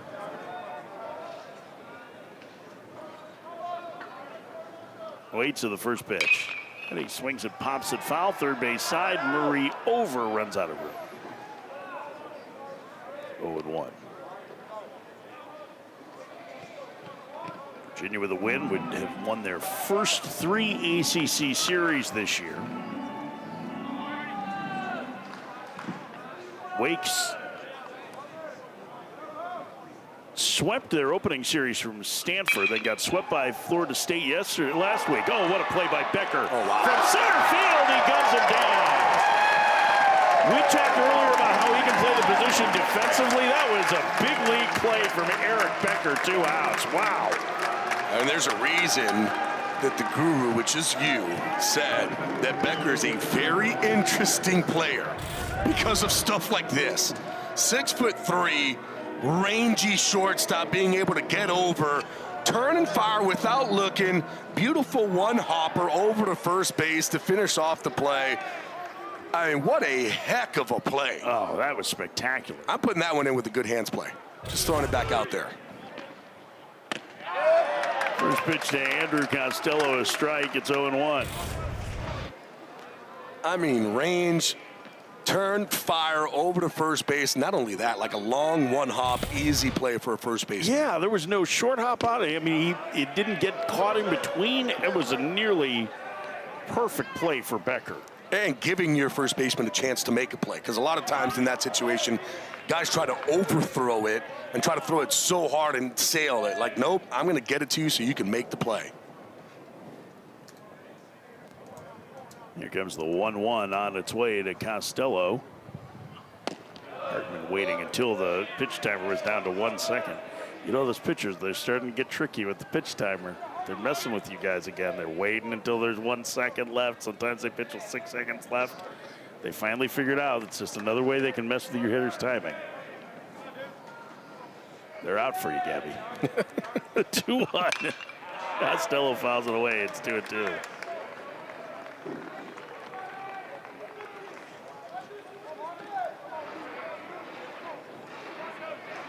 Hartman sporting the throwback Sunday uniforms that Virginia's wearing this year. The off-whites. There you see the pitch timer. Tick, tick, tick, tick, tick. Jobber to third. Murray fires to first in a 1-2-3-8 for Hartman.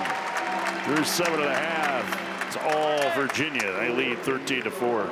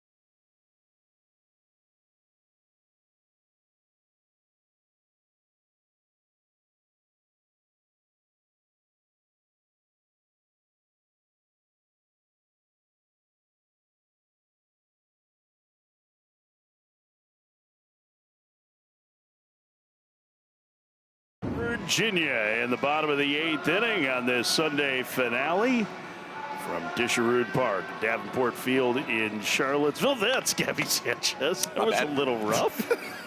Coming in hot. Hey, it's our first game together this year, is. but I am super excited about the ACC this season. I think this league has a chance to really rival the SEC. The top teams in the ACC this year would be playing at the top of the SEC. I firmly believe it. And the nation is more balanced. When you start to see UCLA and Oregon, some of the teams of the Big Ten, the Big 12 is really deep. I think this is going to be a very, very exciting conference season here in the ACC and then around the country. And when you talked about it, too, the offenses right now of the ACC and the way that they're able to score runs, the way they have been scoring runs. What is it? Virginia is like number 5 or 6 in the ACC in scoring runs, and they're like right there in all of college baseball in scoring runs. So when you look at the teams and you look at the offenses right now, for me, the ACC, every single year we've talked about them getting better, right? The offense is getting better, the pitching getting better. They're now all of a sudden, for me, they're there. Like, the teams are playing well. The pitching that you're seeing, I mean, we understand that Wake Forest today has given up 13 runs. They're not going to be doing that. Like, that is a very talented pitching staff. And at the end of the season, you're going to be looking back at this Wake Forest team going, oh, that's a team that nobody's going to want to play in regionals and super regionals. Like, they're not going to want to because of that firepower that they have. Then you look at Virginia, where they started off last year, number 2 in the country, didn't even make the NCAA tournament. Now this year with Pollard, like, all of a sudden they've turned things around very quickly. Tyler Wood, the freshman who was one of the top players in Missouri a year ago, has fallen behind 3-0 as he takes over here in the 8th for Wake Forest. I think the other part of this that's interesting is, remember, Louisville was the ACC representative in Omaha last year. They finished 8th in league during the regular season. Second half of the year, things got going as Johnson draws a leadoff walk here at the 8th. And they're pitching after they got Patrick Forbes healthy and Tucker Biven went in the rotation. Things really settled in for them. You're going to see that with some teams this year whose standings, especially because the schedule is unbalanced. You know, Georgia Tech won the league last year, didn't host, and they thought it was unfair, but they also played a weaker schedule because we don't have divisions anymore, and the schedule is unbalanced with the 16 teams. And so you're going to see some teams that are in that 6, 7, 8 road as Bryce Neely pitch runs. That 6, 7, 8, maybe even 9th of the ACC, who are not just tournament teams, but are capable of making a deep run. And I think that's what's really interesting about the league this season. To the screen, and the winning run moves to second with nobody out here in the 8th. And I think that's the point, too. You look at a team like Miami, too. They're a team that was in the bottom of the ACC or in that mid-tier. They got in towards the end, and they were even thinking that they weren't. And they ended up winning regionals, going to super regionals where they ended up losing against Louisville, and Louisville kind of moved on. That was a team that kind of caught their stride, then they kind of went through a downfall and then caught their stride again at the end. Yeah, I mean, listen, you talk about getting hot at the end, right, in the hot team, but playing your best baseball in May obviously matters. You want to put yourself in a good position for it. And I just think the talent level right now in the conference is as high as I remember it. It's certainly the highest in the 3 years that you and I have been doing ACC games. It is a really, really, really good league this year. Yeah. And listen, you're going to end up with some games like this, but you're going to end up with a lot of exciting 8-7 affairs and 6-5 affairs because the talent levels are so balanced around the league. And not only that, too, we're still early in the season. Right. Like early in ACC play. There's going to be mistakes being made that all of a sudden will get hashed out later on as the season goes on. There's young, freshmen who are playing. There's young freshmen who are on the mound pitching and throwing, and we've seen a bunch of them today where they're not going to be making those same mistakes as the season goes as they are right now. 3-1 to Witherspoon. He takes ball 4 outside. Season high 3-hit game for him. First 2 have walked here in the 8th. And it'll bring up Jackson, the pinch runner from earlier. And Eric Neeson's going to go out to the mound to visit with the right-hander Wood. And Witherspoon's going to be pinch run 4 here. Virginia clearing the bench. Will Mahalo, freshman outfielder, is going to run. Get Witherspoon off his feet as Virginia tries to end it in this 8th inning, leading by 9.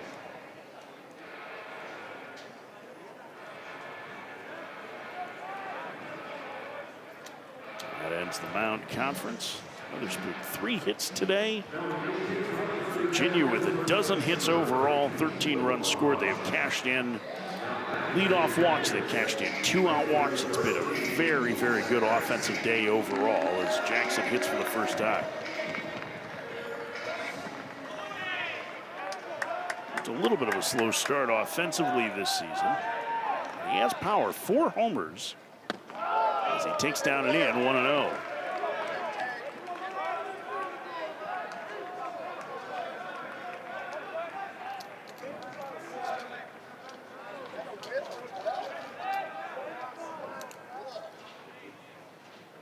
Here's the 1-0. Down low, and the count 2-0. I was having a conversation with a coach this week about the ACC, just kind of finishing up on the balance of the conference. And somebody's going to end up winning 20 games in the league, right? Like everybody's, every year there is. But the number of teams that are going to be between 14 and 17 wins is going to be incredible, I think, in terms of the total number. 3-0, the count to Jackson. And those are, 14 and 16. It hasn't always put you in the postseason of the ACC. I think this year it's going to give you a good chance. Yeah, because when we talked to Chris Pollard, and he told us, I feel like ACC teams are just going to be beating up on ACC teams because of the competition. That went to the screen. It's ball 4, and the bases are loaded with nobody out. And the winning run 90 feet away from Virginia. 3 consecutive walks by the freshman, and now to the top of the order with Eric Becker.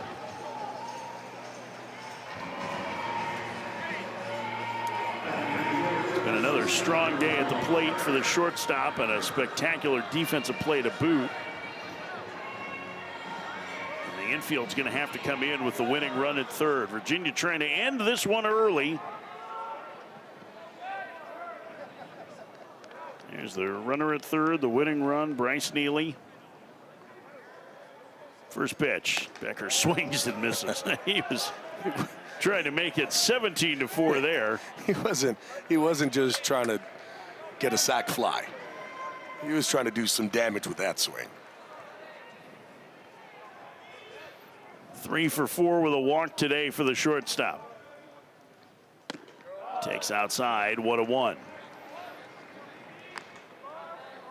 2 singles, a triple, 4 runs scored, for Becker. Just a terrific day at the plate. He takes a strike and the count 1-2.